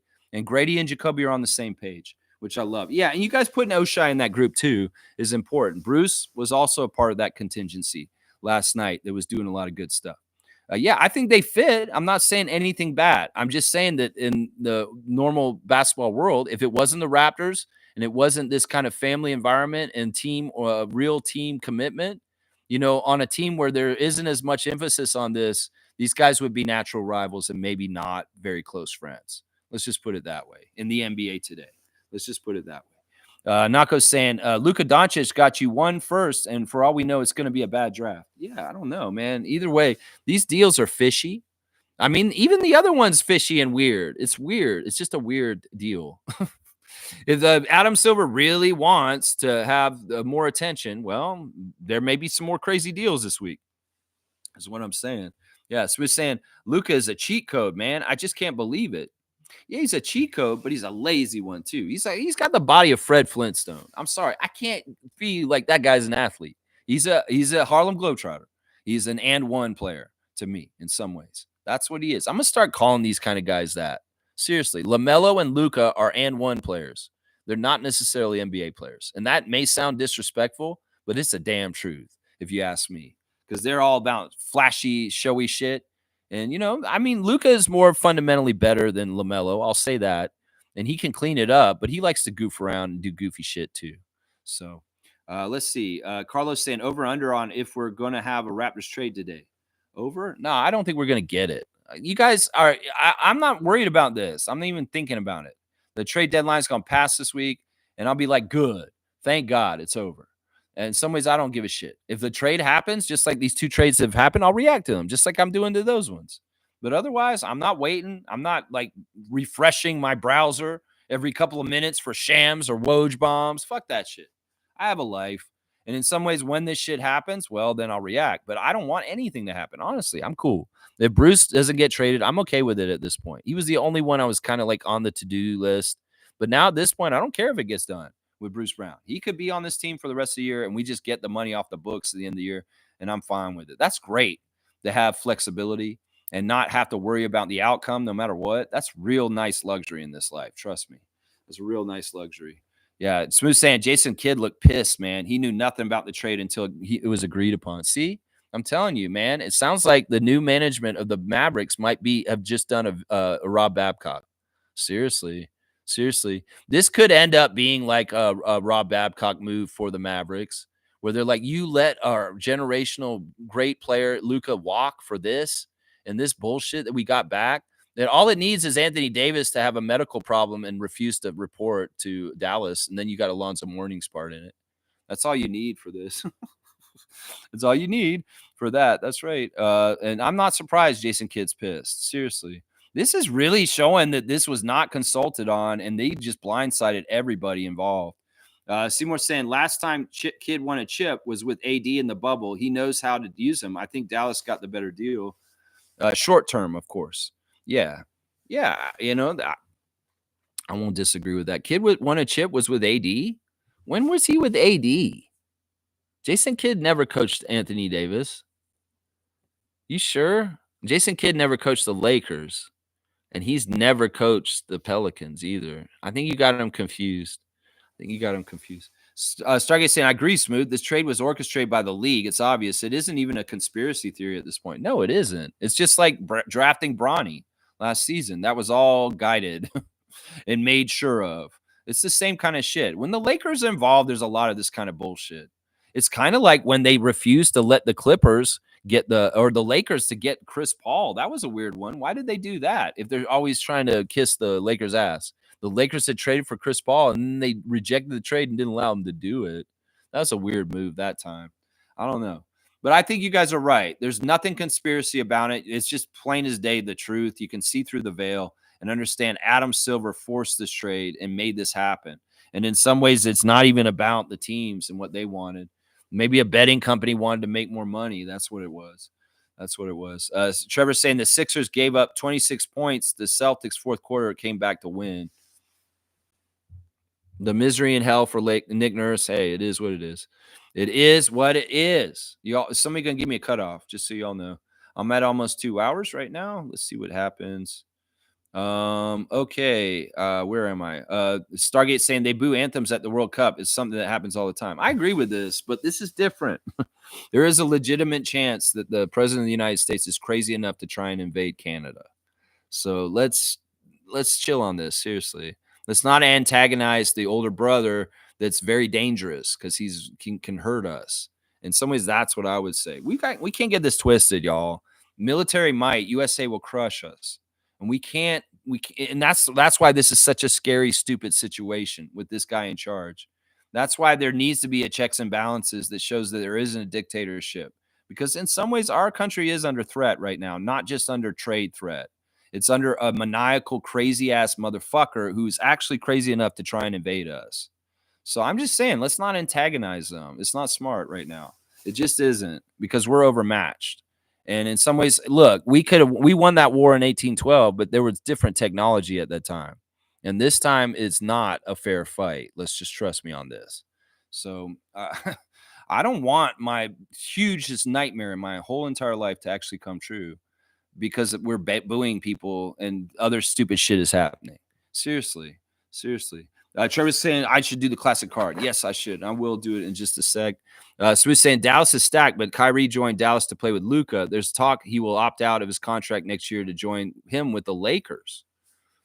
Well, I could see that happening. It's weird that they were trying to get Kyrie in the Lakers this whole time and they couldn't, and now maybe they'll get him. I mean, I think it's a weird fit, first of all, because Kyrie is free Palestine and the owner is killing Palestine. And he can't be truly himself playing for Dallas. He cannot, because in some ways he truly is who he is. And he is not about genocide, and he is for the Palestinian people. And he's the most outspoken person in the NBA for it. It's so crazy that the person that bought the Mavericks is the genocidal maniac that she is, and that he is their key player now. It's just such a bad fit. So I could totally see this, that Luka's exit's going to mean Kyrie's out too. I could see that. UC's here. 8-2 in our last 10 games is a great sign of our players not being content with losing. Yeah. I don't think any of us have been, other than tank people that are crazy and stupid, that just are losers in their lives. Anybody who wants to lose on purpose, you're a loser, is what I'll say. Yeah, we're 800 team in our last 10 games. That's fantastic. 8 out of our last 10 games were wins. That's so awesome, isn't it, UC? I'm so happy about it myself. Raycon's here. Good morning, wins. Good morning, wins. Double W's. Do you like double W's in the morning? Raycon. Yes. Wayne saying, morning, Raptor Freaks. We have won 6 out of 7 in our 9-game stretch before the trade deadline. I wanted 6. I got it. Any more wins or losses, I'm okay with. Raptors have a golden chance to attain 10th place. I think that if we can get the play in, we should do it. because we have some power, and in some ways we can make some noise, and that experience and development is so valuable. I'm just telling you, the closing out a game against the Hall of Famers like yesterday against the Clippers team is such good development experience of closing out the game against high level teams that are very good veterans on them. So any kind of experience in the postseason, we're going to have to get it at some point. And Scotty getting it in the postseason his rookie year was very valuable, even in that series against the Sixers that we lost, because he got that taste. He saw the ramp up of the intensity. Well, they need to all feel it, because it is something different. It's a whole different animal in the playoffs, play-in games, playoffs. Each round gets more intensified, and to get that climb to a championship like the Oklahoma City Thunder are learning, it hits different levels of hitting your head on the ceiling because you're not ready for the upgrade intensity at each level.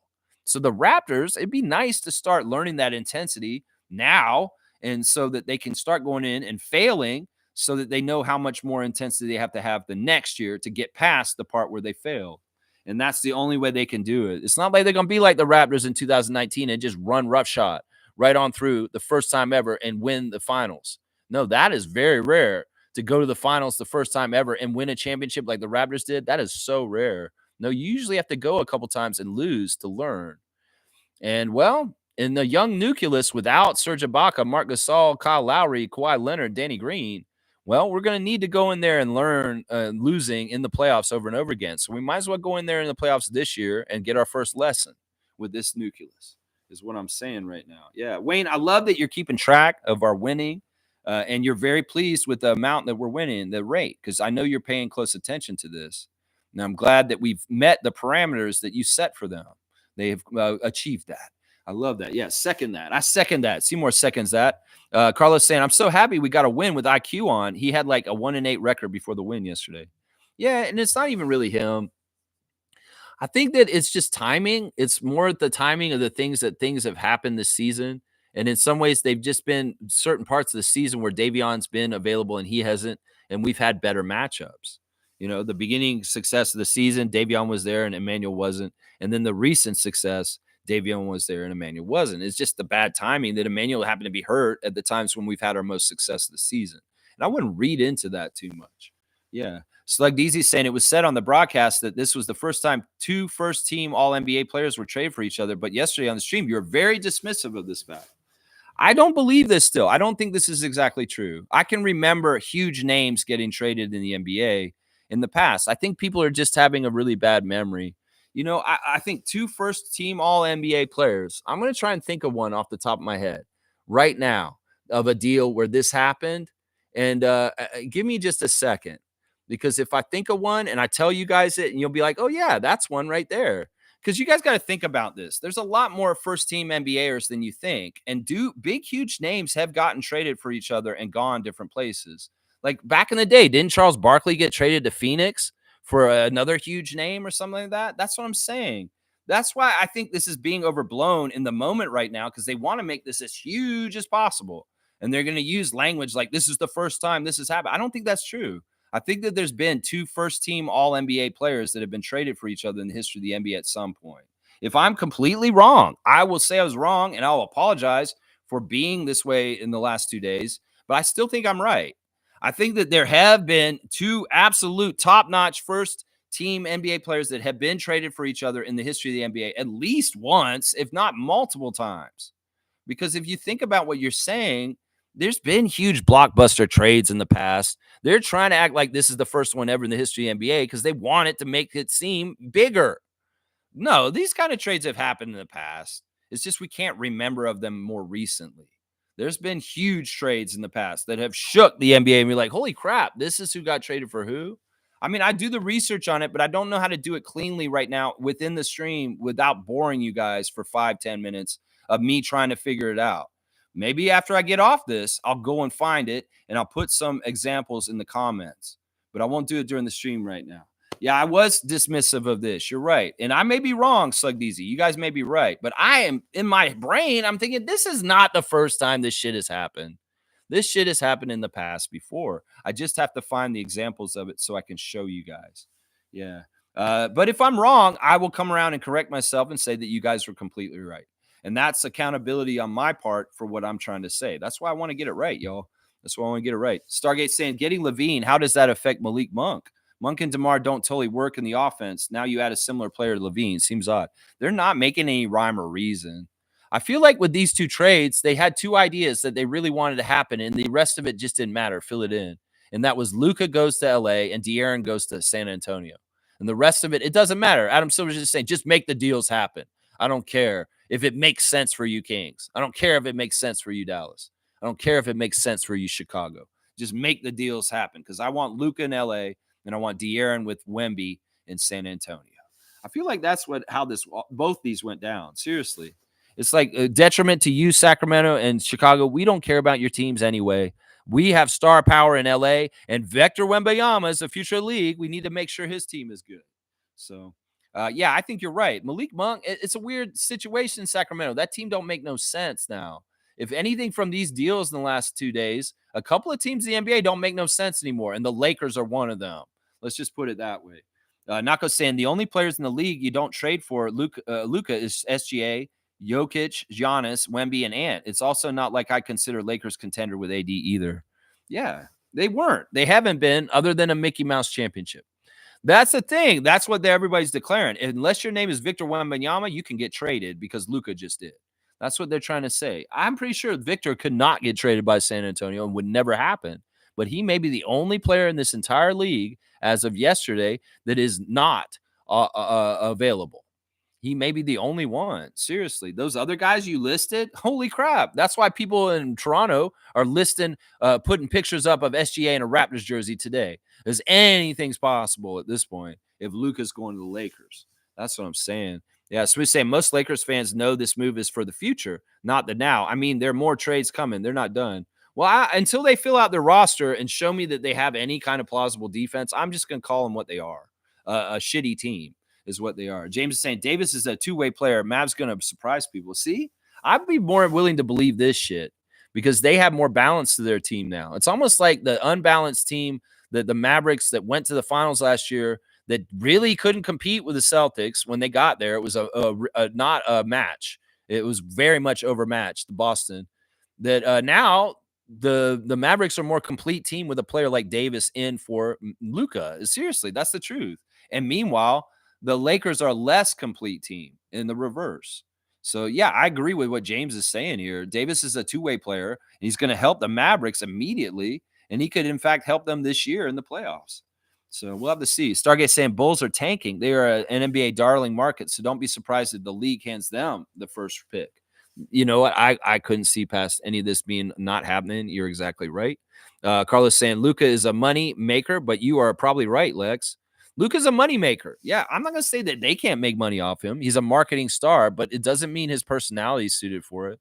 I'm telling you, he's more like Nikola than anybody else in the league. And we know how Nikola Jokic is about the press and the stardom and the NBA. He's rejected it. In some ways, he don't give a shit about being commoditized by the NBA and put out there. And that's part of the reason why they're so frustrated with him is because he's not a star that's easy for them to market, being foreign.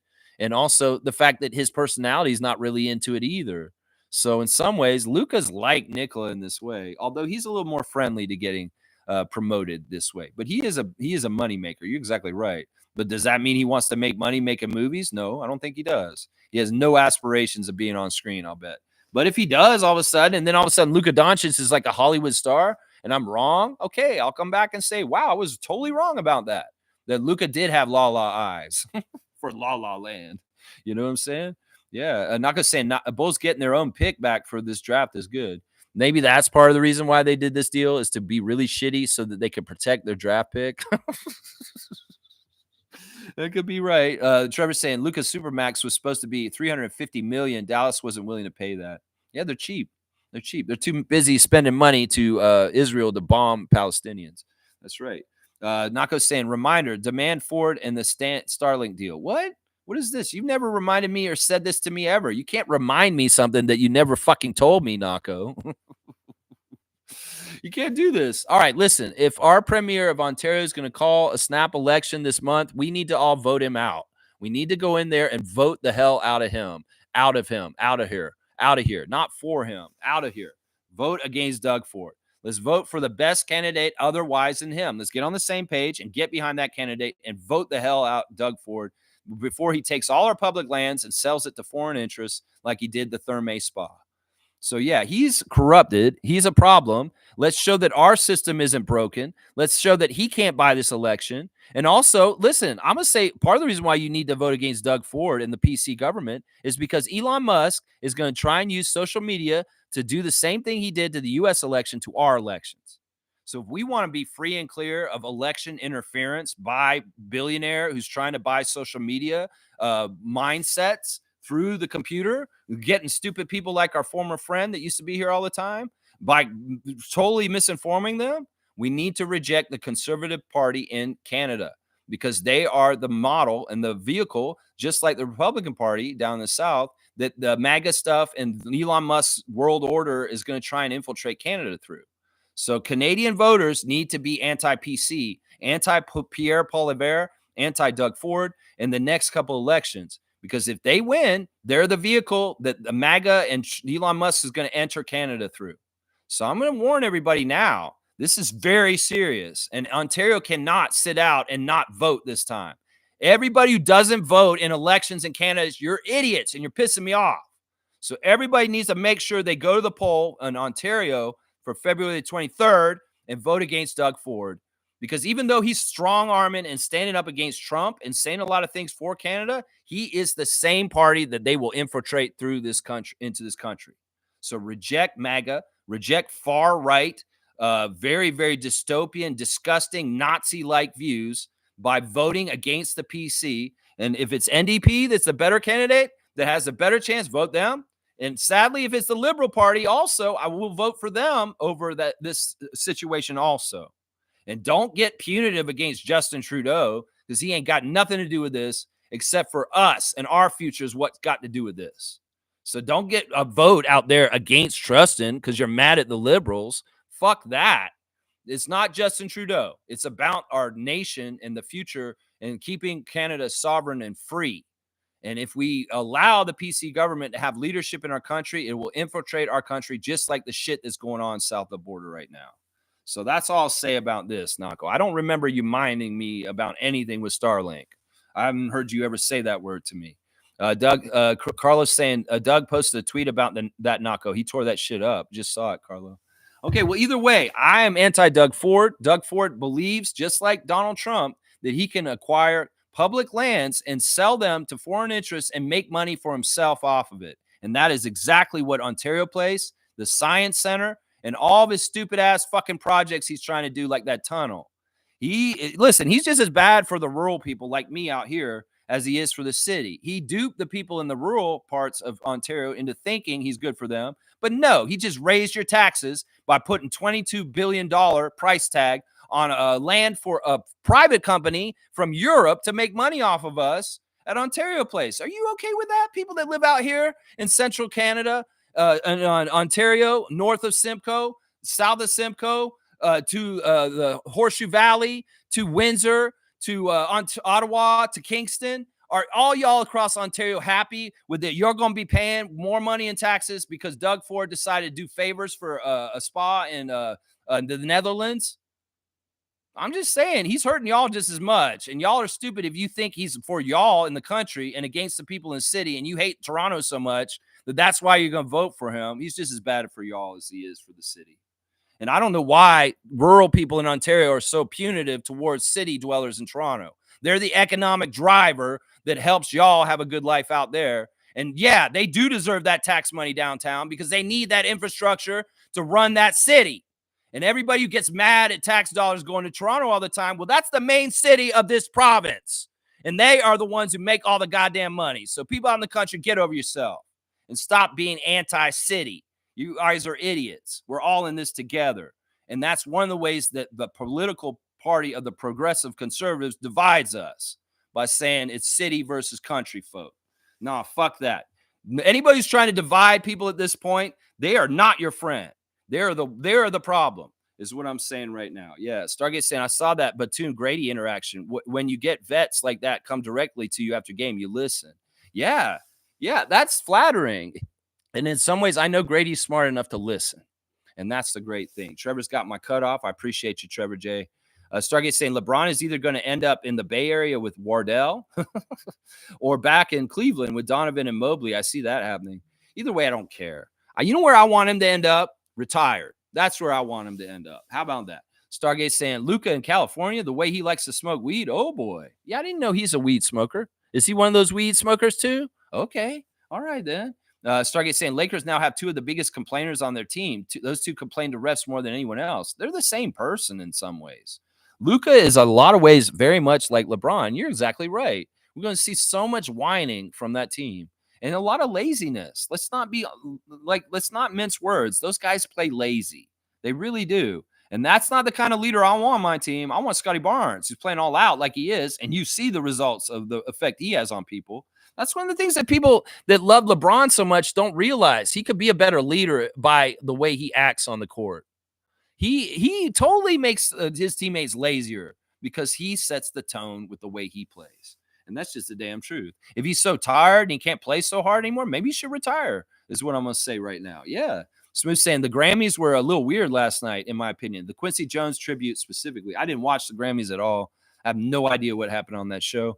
He's saying traditional tracks by Frank Sinatra and Michael Jackson performed very differently by different genders.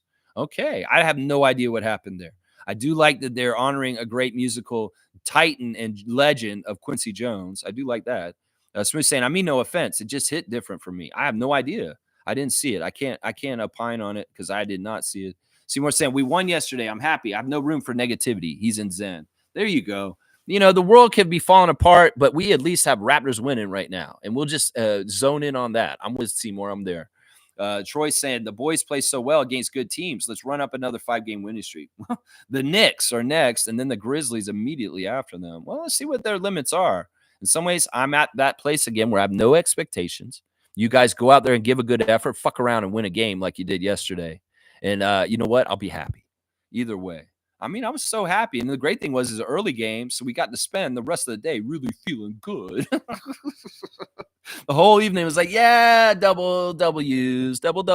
So happy. So happy. Yeah, it's really good, man. Really, really good. It's good to see you, Troy Henry, by the way. Stargate saying, yeah, at this point, I think it makes more sense to just keep Bruce and let him walk at the end of the season and free up that salary. It makes better financial sense at this point. Yeah, who knows what we get in return if we rush and just frantically make a deal and we're kind of not smart about it. That's where mistakes can be made. So let's not get panicked and just make a deal for the sake of making a deal. If it's not the right deal, if Bobby doesn't feel like it's right, I trust him. Let's just keep going. Let's just keep going. And I'm totally fine with eating the rest of Bruce's contract and him walking off the books at the end of the year and us having that flexibility. Randolph's here. Blessings, beloved Raptor freaks, most informative gang. Be flexible enough to bend and not break. You are built for maximum pressure on your level. Ooh, this is a very interesting word of wisdom. Yeah. You know, in some ways, you know, you want to be a very affable, easygoing person, but you don't want to be so easygoing that you get taken advantage of. And in some ways, there is a certain point where you have to stand up for yourself and say, look, I can't do this for you anymore. I have to keep myself sane and I have to have boundaries. And that's always important to do. Now, look, at work, some people may ride you. Your boss may be a dick. They may be absolutely unfairly being abusive towards you. Know your rights and stand up for yourself. And if you don't have a union at work, start one. We need unions everywhere for every job, ASAP. And people that tell you anti-union, union's a problem, well, there's a reason why they say that, because they're effective. So go get in a union if you're not in one. You need one. Trust me. They're going to try and stop you from making one. Well, there's a reason, because it works when you have one. That's what I'm saying. Thank you, Randolph, for your blessings and words of wisdom. And blessings to the Phillips family and all the other Raptor Freak families out there. Trevor's got my cutoff for the second time. I love that. Smooth saying, Detroit Pistons celebrating the life of Malcolm X per Mark J. Spears. Okay, interesting. Clothing in partnership with the team. Okay, interesting. Shaq for Lamar Odom? Was that actually a deal that happened? I don't remember that one. When did Shaq get traded for Lamar Odom? Shaq, I don't think Shaq actually ever got traded in a major way. The other thing is they may say, okay, some of these all NBA guys got traded, but they weren't at the height of their careers. is what some people may delineate as the difference and why I may be wrong. Yeah, but there was never an all NBA trade like this, but with two players that were at the height of their careers. They were always, one of them was washed up or something. No, there's a deal out there. I just have to remember.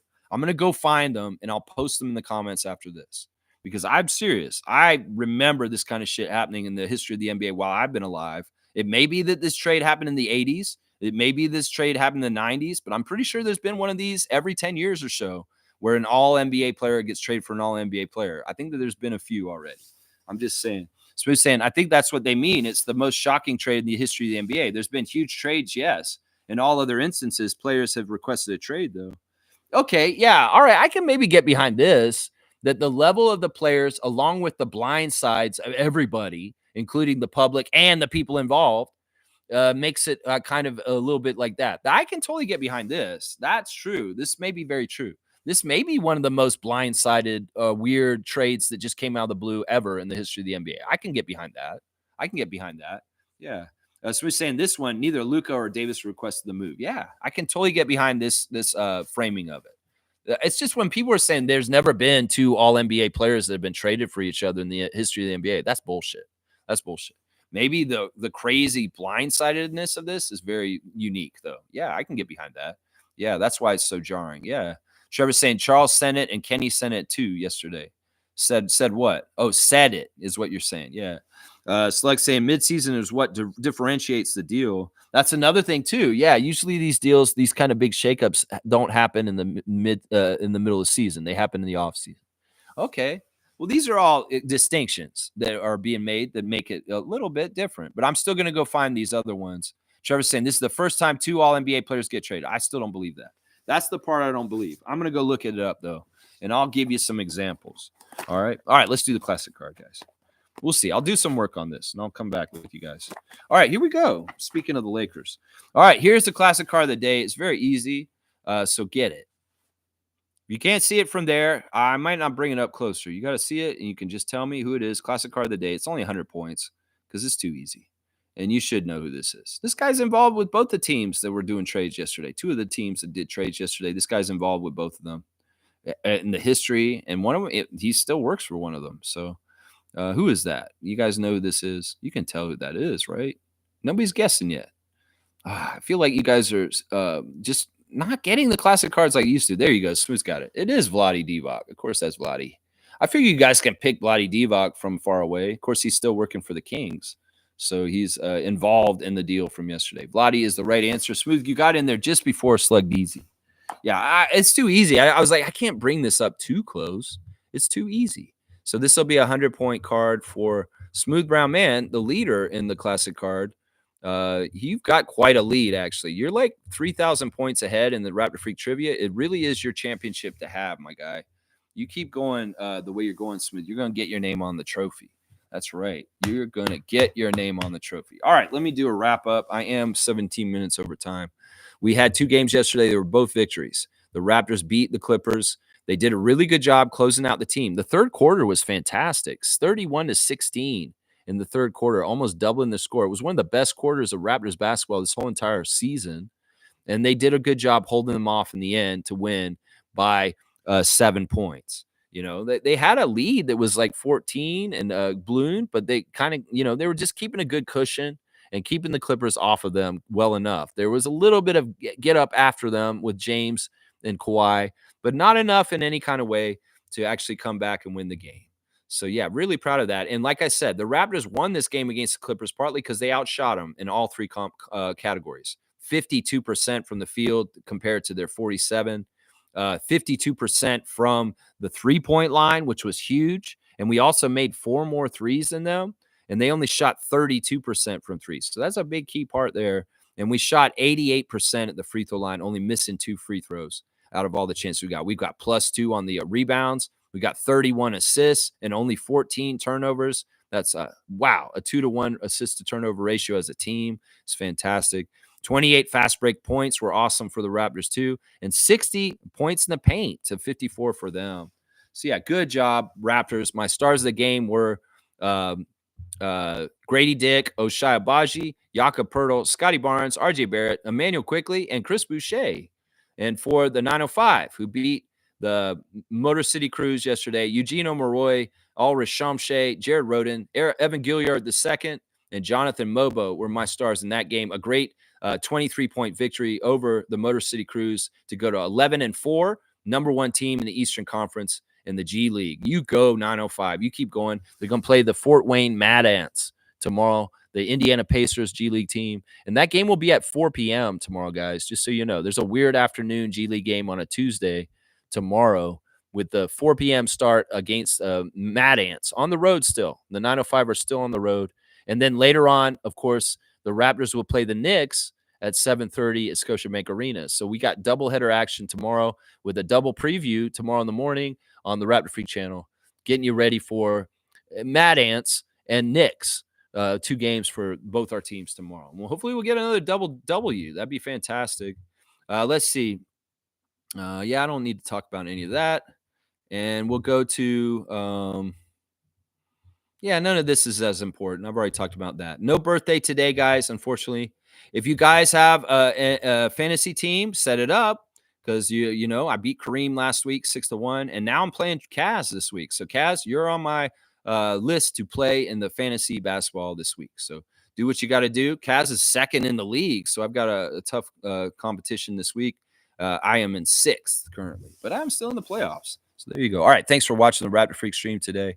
Hope you guys have a good day. Listen, we got to just make the best of our area of the world and do what's right. In some ways, there's a lot of people out there going to do bad things, and they're going to do things that are selfish for themselves, self-serving, whether it's to get more money, get more power, do whatever. They're going to do that. They're going to feed their egos. In the end, they're going to get theirs.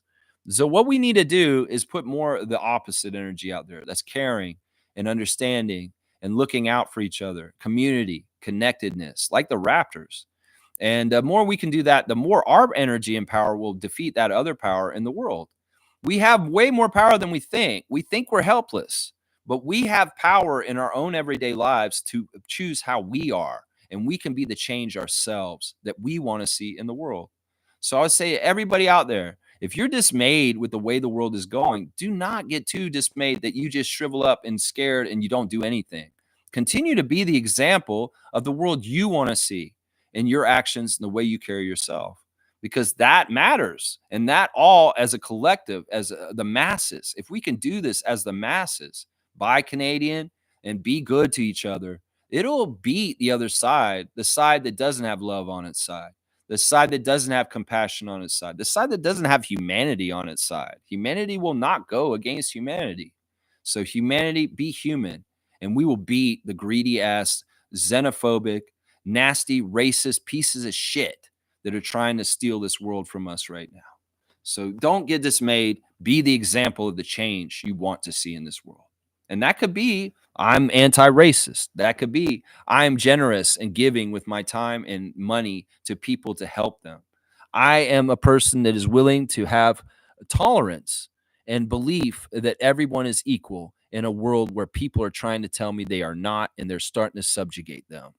So be the change you want to see in the world, and the world will be more in your likeness and around you, and it'll affect, because the energy you put out there is the energy you get back.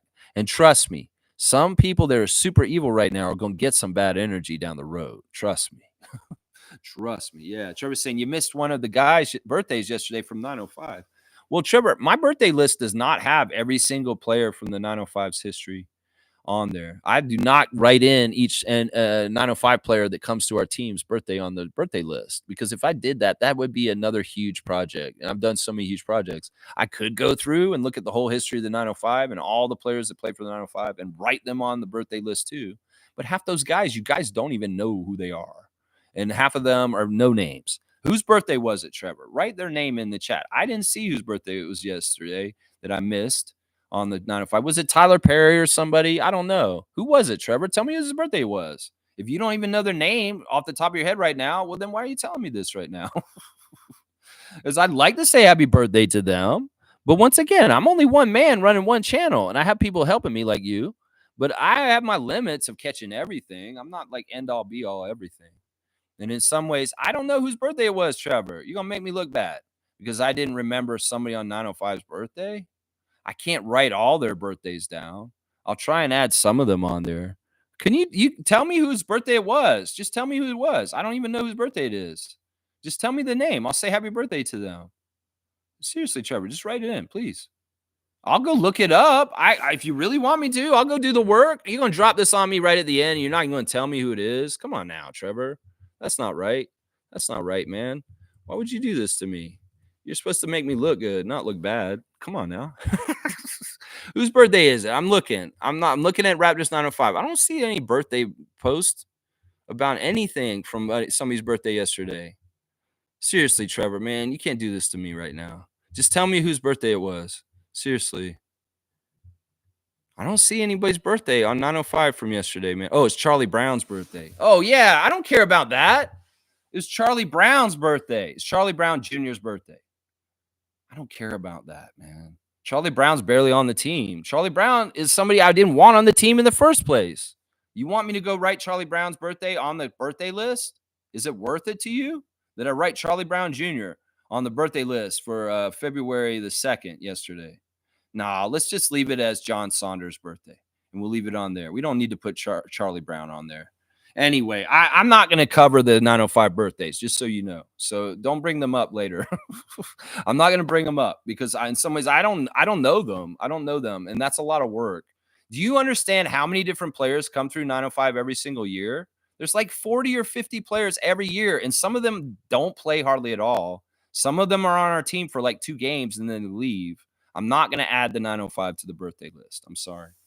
I won't. I'm going to do the tempo, but I won't do the 905. It's just too much flux and how many different people are coming in. I just added another 5-10 minutes to my chat. Happy birthday, Charlie Brown. Don't fall for Lucy's trick. And seriously, man, you dropped the ball this year on your opportunity with the Raptors because you're too selfish and you didn't play basketball correctly. You played the wrong way, the way that a lot of people that are young are learning these days. And well, now you're out of the rotation. You're sitting on the bench. People were asking in the chat last night, where's Charlie Brown? Why isn't Charlie Brown playing? I said to him, he hasn't played for like a month and we're winning. So don't get upset. He hasn't played for like a month, barely. Like he played in a game like 2 weeks ago, but he's been getting DMPs. He's healthy. He could play, but he's out of the rotation. He was playing a lot in the regular season, not in the regular season, the Showcase Cup season in the beginning of the year, like Kennedy Chandler. But they were so selfish and not winning basketball that they got demoted. And Kennedy Chandler lost his starting spot to Evan Gilliard, which I covered earlier, and he became a bench backup point guard. And Charlie Brown just fell out of the rotation, and that's what happened to them. So happy birthday, Charlie Brown. In some ways, you're barely on the team at this point. Let's go, Raptors. I'll see y'all tomorrow for previews for tomorrow's games. Good job, Raptors. I'm so proud of you guys for playing it the right way, and I'm proud of my coach. My coach is a good coach, Coach Rajakovic.